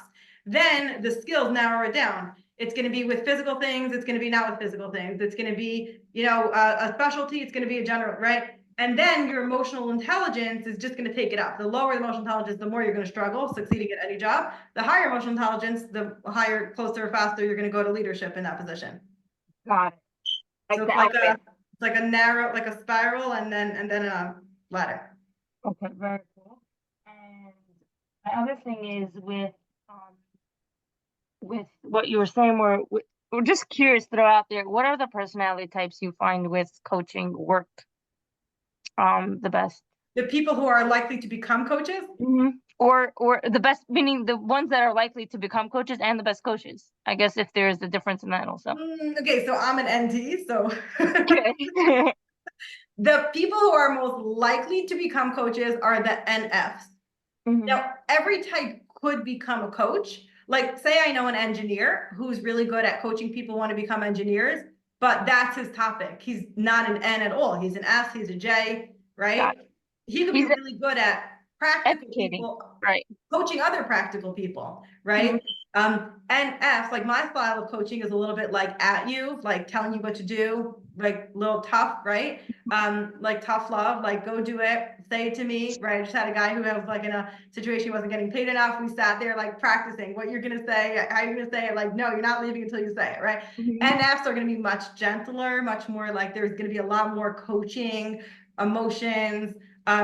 NFs are generally the teachers, the coaches, the therapists, the healers of the world. NTs come at it from more of a systems perspective. An NF could just as easily be a therapist. An NT is going to possibly get frustrated and they're going to do more like business coaching or career coaching because they want to be able to like run the process versus like guide somebody else. Yes, I love what you said, healers of the world, totally. Yeah, like I like to tell people what to do, you know, and like here's a way that I can get paid to do it. Imagine that. Like no one in my family ever believed. Yeah, I know. A lot of money, right?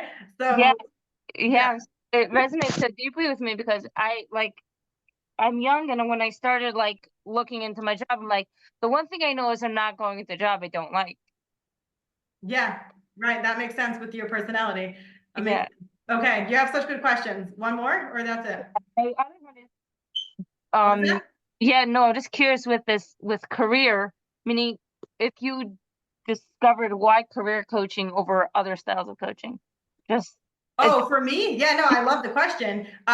Because for me, like I felt like therapy, like while I love reading psychology books and understanding how people work, I don't really have the patience to watch somebody work out their problem, and it's a very slow, deep process. I have high rate of idea flow, so I get bored quick. I wanted something that there's a problem, I can have a practical solution, and then I can move on, right? I don't want to sit and work through an issue for over a year, right? I want someone to do that for me, but I'm not the patient person to do that for someone else.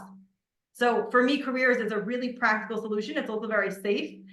I mean, obviously you don't really want to mess someone up with their career, but like at least you're not messing up like their marriage or their mental health. So for me, it felt like a safe thing that it's such an important part of their life that if you can make them happier at work, their life is going to be so exponentially better because they're going to be more confident. They're going to come home and be a better spouse and parent or child or sibling. They're going to like activate so much more of their positive energy. And like, I think it's like it's an easy way to make people's lives so much better. And then it leads to spiritual growth. It leads to personal growth. Like it's sort of like it's really a secret way in the door to doing like much deeper kind of work, you know? Beautifully expressed. Yeah. Yeah. Thanks for your questions. I appreciate that. Yeah. Okay. Maki, I think you're waiting for a long time. Go for it. Until she unmutes herself, someone asked if I coach people who had a job and want to change, but have no clue what to do because all they know was their old job. Bingo, you're my person. Like, that's exactly what I do. Yeah. Like that people come to me, they're like, I've been doing something for 10 years. I don't want to continue doing it. I don't want to just go look for another job where I'm going to do that. I want to find something, where I can, really enjoy. But I'm not looking for more clients. I love working with people, and I'm working with a couple of people and can take on a couple of more. I want more people to become career coaches because there's so many people, even here, I'm getting so many questions that need this kind of help. And so many of you can specialize and do something specific. Malki, you're waiting. Yeah, you're on now? Yeah, I'm sorry. Actually, I forgot to lower my hand, but I do have a question. Perfect. Thank you. I'm wondering if you also do recruiting, like if you help I find a job or... absolutely will not do recruiting. I won't get paid for it. I won't take money for it. I train recruiters all the time. There are recruiters who take my training and get certified so that they can do a better job. I help my clients find jobs. I introduce them. I have a large network from LinkedIn, 20,000+ people who I have business owners and whatever. I'll often find my clients jobs. It's not officially what I do, but like once I meet someone, they're honest with me, I see the results, I'm very confidently able to sell them. And usually if I make an introduction, very often it's gonna be a good fit. People are trusting my recommendation. The problem that I find with, if I try to do both, and just totally honest in public here, is that recruiters work for businesses. I Right. work for people. If I got For paid people, from the right? business, I want somebody to work for me. Yes, if I got exactly. paid from the business, if I was getting recruiters, you can make $10,000 a pop. If I was getting $10,000 to place you and you were coming to me for advice, let's not pretend I could be unbiased. I can't. Right, right. I've had meetings with recruiters, and I've sometimes felt like, you know, like after Well, the they don't meeting, care like, about you. They might yeah, like you and exactly. really want to help you, but Yeah. their job is not to care about you. Their job is to fill someone in this position, and you think that they're your job coach, but they're not. You're a potential match for their child, right? Like it's like if you were, Right, but if I feel confident at doing a certain job that I'm applying for, but the recruiter doesn't think I'm suitable for it, I feel they sometimes have a misconception. Yes, because if they're not trained to know how to look at people, then the only thing that is safe and easy to do is to look at what you did before. Because if you've done it before, I'm pretty confident that you could do it. Now, of course, nobody knows if you did a good job or not, which is a problem. But it's safe to say and to sell you, this is an HR manager. She's been an HR manager for 5 years. She at this company. She clearly can do this, right? Reasonably well. It's not a recruiter's job to be creative and say, oh, you did HR and now you want to do project management. I can see how those skills are transferable, and I'm going to sell that. And I'm going to push that. It's not their job to do that. It's your job to rewrite your resume and gain some extra skills where you can prove that you're good at something so that they could confidently sell you, because it's not their job to help you. It's their job to fill the job. Okay. Thank you. I was just wondering, once I take the aptitude test, like where I go from there. I mean, it's nice to have it in your pocket, and I've done, like Anasha said, I've done such tests in the past. You know, maybe not specifically Well, yours. you've never done you've taken a 2-hour test that didn't ask you questions on information that you were supposed to already No, know. not specifically yours, but some others, yes. It's not. You've taken a 2-hour test that didn't ask you information that was just like IQ. I've taken something. It was very long. I have to go back. I'll email you what I took. I'm not sure. I don't remember. Most people think, and the I have to reason check my email. I have to check my email. The reason why I'm picking on that is because most people think what's marketed as an aptitude test is not an aptitude test. It's a personality test. It's a quiz. It's based on information that you're feeding it. That's not a great way to choose a career.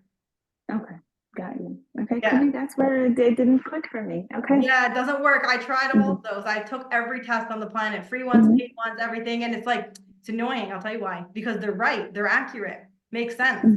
But it's not enough information to go on, because it's not looking at your brain and your cognitive skills. Right.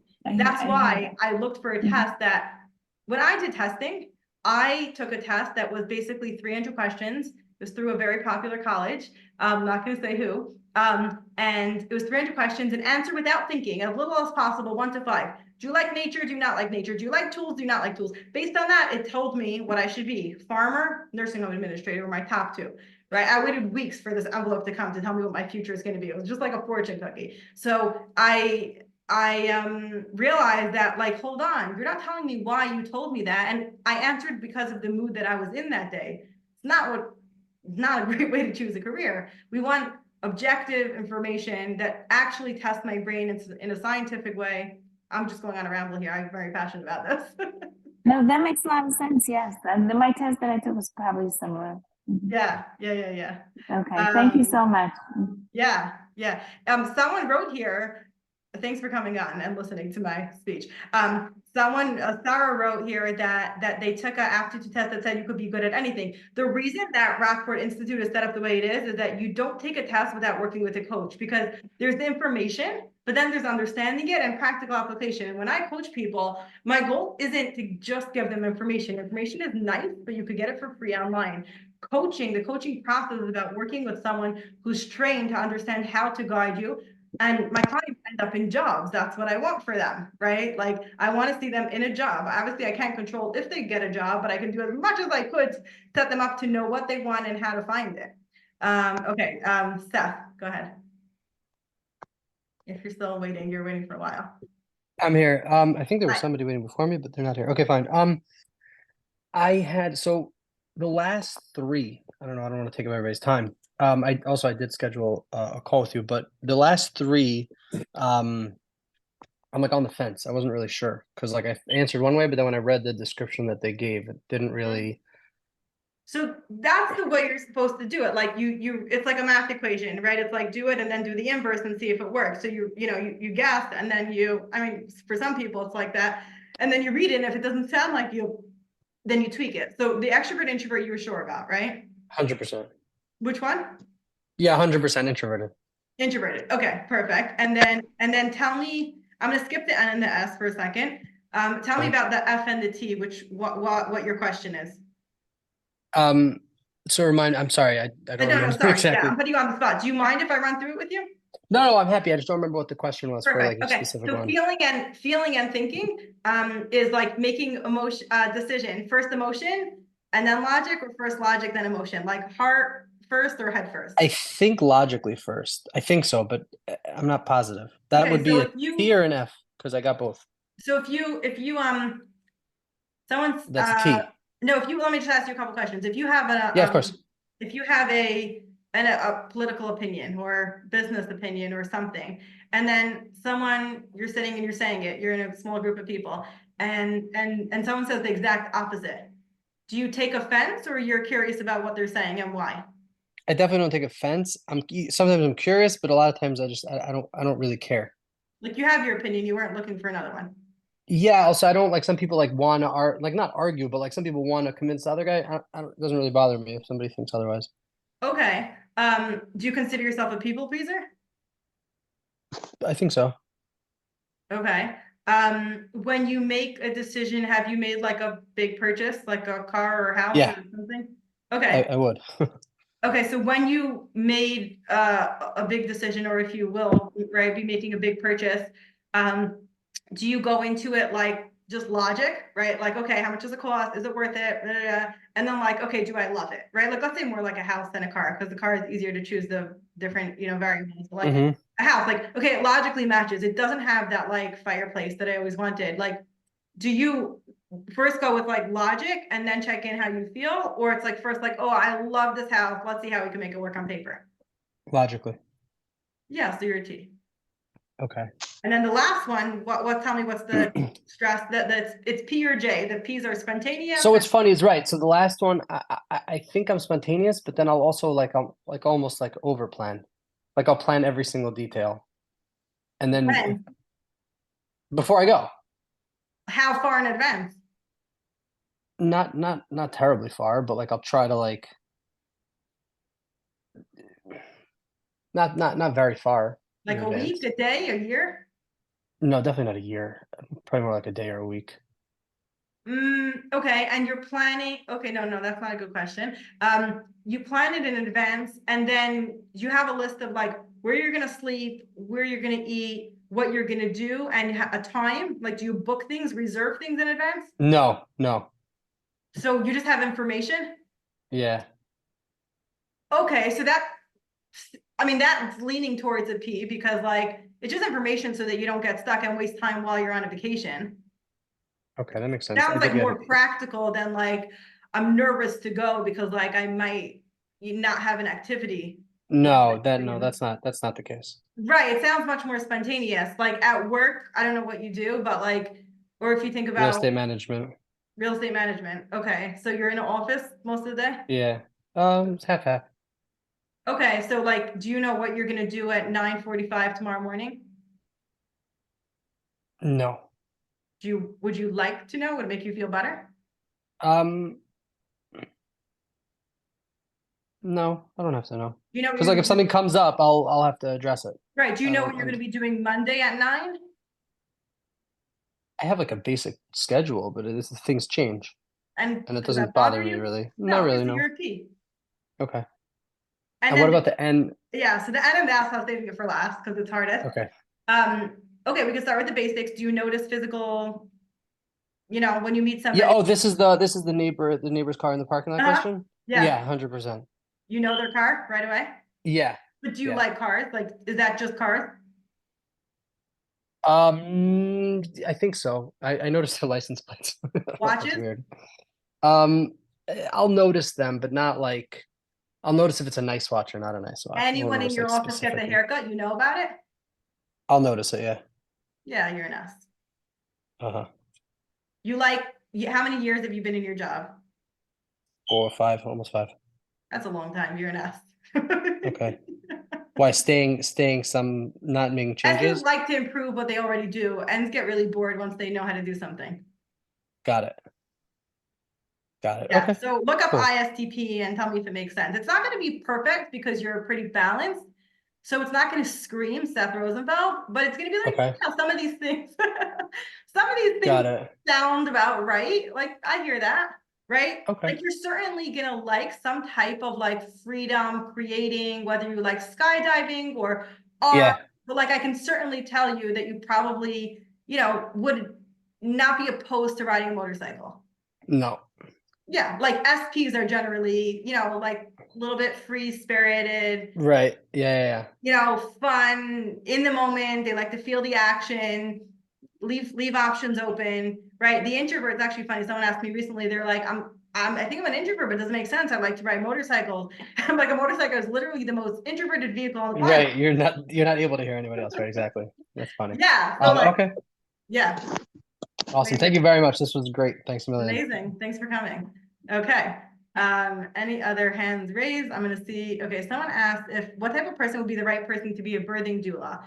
I could tell you, I can't. You see, people want like to know, like, give me the answer. It's not like that. People are much more complicated and nuanced like that. I could tell you the most typical person to be a doula is probably going to be an extrovert.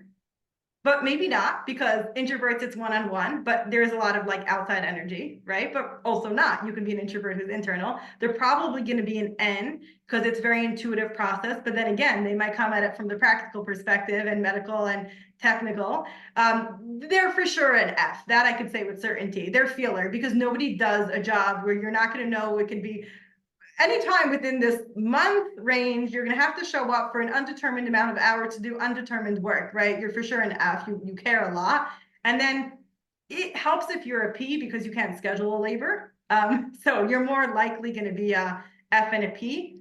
Probably you'll be an INFP. Okay. Someone wrote, I've tested as an N, but today with the Apple, I saw him an F. No. N and S. Okay, I think you mean N and S, not N and F.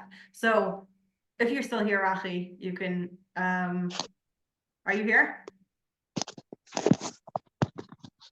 Someone's unmuting. I don't know if it's you. Oh, you're here. Okay, if you want to unmute yourself, explain to me which one you meant. Yeah, it was the S. The S Okay, with so the N and the S. So today with the Apple, you answered like red, juicy. Right.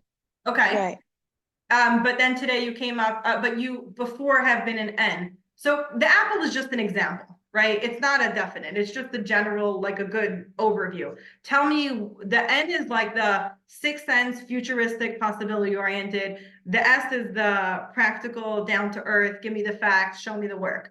Describe yourself within that category. I don't know because I am very intuitive, but I don't know if that's switching up the word over here. Yeah, so that's tricky because the word intuitive, it doesn't, every S has some intuition and some S's are the most intuitive people that I know. I'm very intuitive. I'm like crazy intuitive. So I don't know how that would help me in a career, but that's the side part. No, so the question is, does your intuition, so like I'm going to use myself and my sister as an example. Okay, so we're both the kind of people, we meet someone and then like within a couple of seconds, we like have a whole, like we like have our story that we guess and it's usually right. So I do it through an N perspective. I like have no clue what they're wearing. If you ask me if like they were wearing a ring, I won't know unless like I remember to actually check because I know someone's gonna ask me afterwards. No, I am very observant. So I pick up on the vibe and energy. My sister is an S. She knows right away how much money they have and if they're married, their marital status and all the physical things because she went in through the S way. So it sounds like you're going in through the five senses and that gives you your intuition. You could be the intuition is tricky. What kind of career would be good for that? Well, it gets tricky with emotional intelligence. If you're an S with high emotional intelligence, you're going to feel like you're an N. Well, that's what it is. That's what it is. So yeah, that makes sense. Yeah, yeah, yeah. You're Yeah. gonna be like, I don't know, I could coach these therapists, like I know this all, right? Cause like it's just like having that emotional awareness. What's your whole personality type? I don't know. It's ISFP. I mean, it used to be INFP, but today it's ISFP. Yeah, so it's the most underappreciated type because you never are gonna put yourself in the limelight. You don't want to be in the limelight. You just want a little thank you, right? Right. So it's like you're gonna be, and you're never gonna take credit for anything because like you're not looking for public recognition. So it's like you're the kind of person who it's very helpful if you have someone in your life who gives you the credit publicly or make sure you get the appreciation or a boss I who do gives it to you the raise. myself. What's that? I do it to myself. You have to work on it though. No, right, but I talk to myself a lot. Yeah. it helps. Good. Yeah. I mean, so again, it's not like a specific job because I don't know anything else about you, right? I know we that met you. before. We met already, but that was years ago when you started. Oh, well, that's why I thought your name sounded familiar. But like Yeah. generally, like you're gonna want to work with one-on-one, you're gonna want to do something practical, feeling and organized. A lot of ISFJs are very good at like the behind the scenes running things, depending on what your other skills are. Right. Okay. I guess we have to. Yeah. Yeah, and then someone asked here, thank you, is ESFP someone that could be a career coach? So again, there's not one type that could be a career coach. An ESFP is probably usually a very fun person. So they are like very energetic and whatever. So they need to do work that's fun for them. So they're sort of like, if they're enjoying it and it comes natural to them and they do it already, then they would be good at it. But like, you can't really force an ESFP to do something that they don't want to do. So it's like, depends if it's your interest or not. Okay, what if after all this, I still can't figure out what I am? Do some people feel confused after all this? Yeah, well, you do not have multiple personality disorder. You're adorable. So what you have is probably, if you're a more complex person, then personality alone is not going to be the answer. There's a lot more nuances. There's so many things that go into, like we can have different anxieties, we can have different fears, we can have different traumas, different things that sort of like change us and shape us. If you have a spouse or a parent who was a different way, you've shaped yourself into being that way. And so when you discover this, it's like sometimes hard to like even think back and recognize. And what I like to think about is if you go back to when you were really young, like as a 5-year-old, right? Like, let's say like the E or the I, like, would you, okay, the E and the I isn't so good because kids generally are in social situations, whether they like it or not, it's not something that they could choose. But say like the P or the J, right? Like as a kid, the P's are like, oh, we're going here. Oh no, we changed our plans. Oh, we're having company, no problem. The J's are like, oh, I wanted to know before, I would have packed in advance.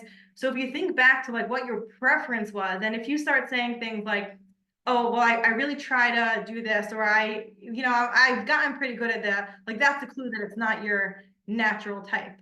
Okay, Mayor asked, as an ESFP, is it possible I like parts of my ideal suggested job? And yeah, of course. There's parts of my job that I don't like.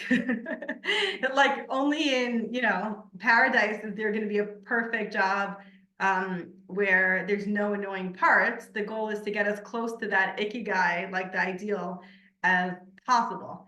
Someone asked what type of job is good for, I'm just going to keep going through the questions. What type of job is good for an ESFJ? So if you think about the extrovert, practical, emotional, organized, ESFJs are good at running things. What things? What topic? That is left to understanding more about you and understanding how your brain works, understanding your IQ, your emotional intelligence, and everything else, which again, that's what career coaching is. It's much more of that, but you probably run things if you're an ESFJ. Someone asked, what's the difference between an INFJ and an ISFJ? Okay, so very big difference. Okay, first of all, if you said that the ISFJ was so creepy and well written, then it probably is accurate. The big difference is S's are practical, down to earth. They want to see practical results, and N's are much more possibility, futuristic oriented. I would think about that. Now, you could be really close and you get to choose which one you prefer to be. It's your choice, right? You could be close and then decide, like, I can be an NF. I enjoy more being in my NT. And so I chose a job and daily like work that gives me that. Yeah, if you can't remember how you were as a child, you're probably complex. There's probably other factors. You should also figure out like your actual IQ, what your natural skills are, because it's complicated. Okay, someone wrote, I'm trying to go back to the earlier messages. Okay, I don't do recruiting. We discussed that. Mati Lufton had a great suggestion about starting to work for a company and start on your own as a career coach, 100%. Someone asked about the price of the training. Let me type in RockportInstitute.com for does that link work, or it's not a www? 1 second, let's grab it. Here, this is going to scroll you down right to the right spot on the page. You'll have all the pricing information. There's two pricing options, and I really wanted to make it affordable for people. And so I made sure that the team gave a 3-month payment plan, a 6-month payment plan, and a 12-month payment plan. So by the time you're done, you'll be making money, a lot more than you're spending. And also if you're choosing the entrepreneur track, then I'm teaching you to do exactly what I did, how I took this skill, this knowledge, and then turned it into a business. So how I use my social media, which is basically only LinkedIn, how I got myself like writing in the Mishpacha and other magazines, how I built up a process, what payment systems I use, how I advertise, my scheduling apps, like everything I'm going to be sharing with people so that they can set up. My biggest goal is I want there to be lots of people who do what I do. And like each career coach, if you think about it like this, let's say they work with 10 people a month, they work with 100 people a year, that's easily $100,000. And that's working with like 2 to 3 people a week. And so obviously it takes time to build up to that level of reputation, but then you can take that and take it as far as you want. And everyone can only work with so many people, and there's so many niches and so many areas to work in, so many locations, that it's really, there's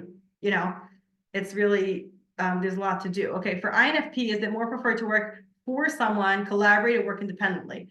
INFPs have their own ideas about how to do things. So if they work for someone who appreciates their ideas or who's like-minded, they can do really well, but they're really idealists. And so if they don't make an effort or learn how to do it, which everybody can learn how to do, I really believe, they're going to have a hard time charging. They're going to have a hard time like managing a business. They need to learn things like, for me, it was like learning, like I charge in advance because I'm really bad at like following up and, collecting money. So I just know like people paid beforehand, and then I just show up at work. I'm not worrying about taking care of that. Or I hired an assistant to manage my emails because I'm really bad at that. So you can set up any business around your personality, which is what I help people do.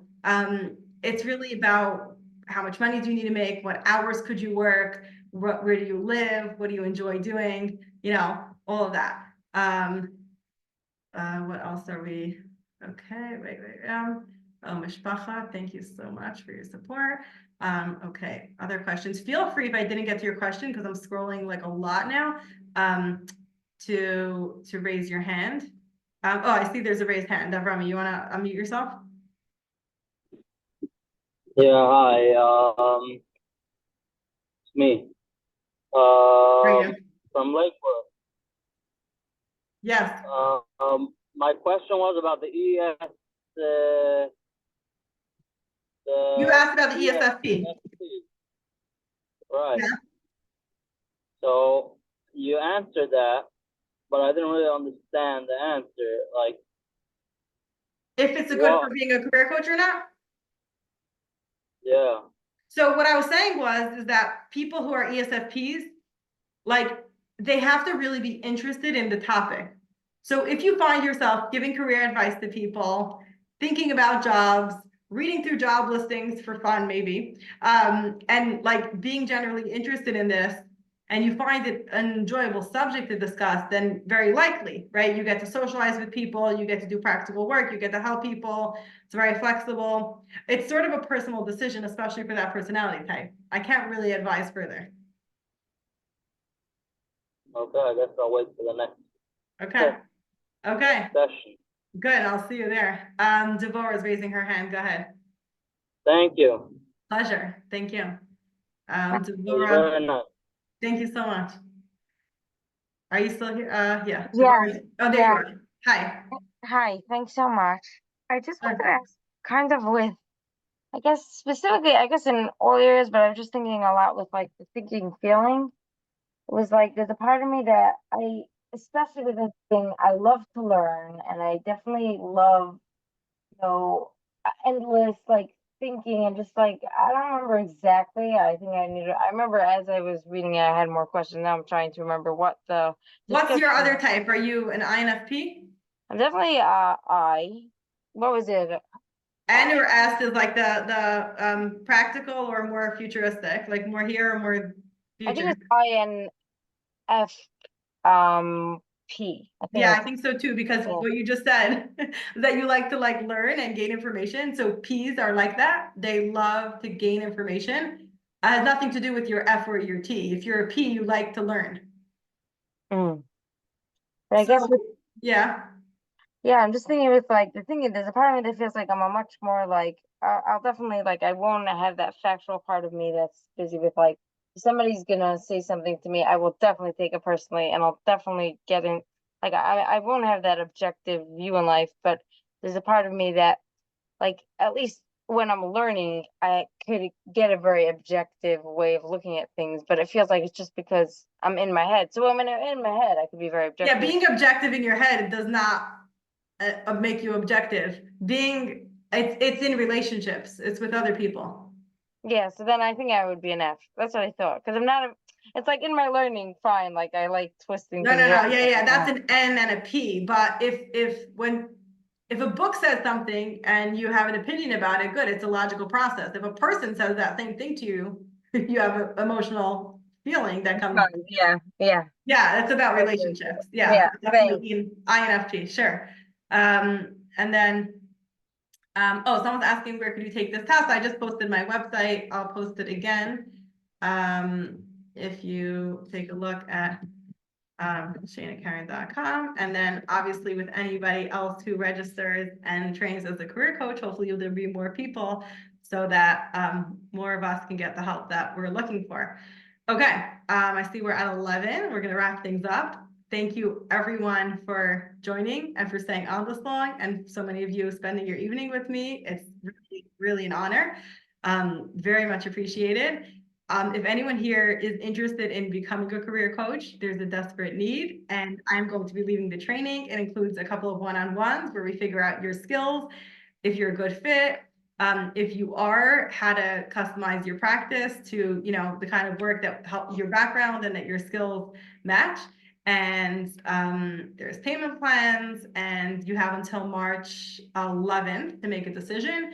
And the first 25 who reach out for a code get a $500 coupon off. And feel free to be in touch with any questions, reply to the email that signed up. Myself or my assistant will see it and reply. And thank you for all of you being here. Have a good night. Thank you. Sure.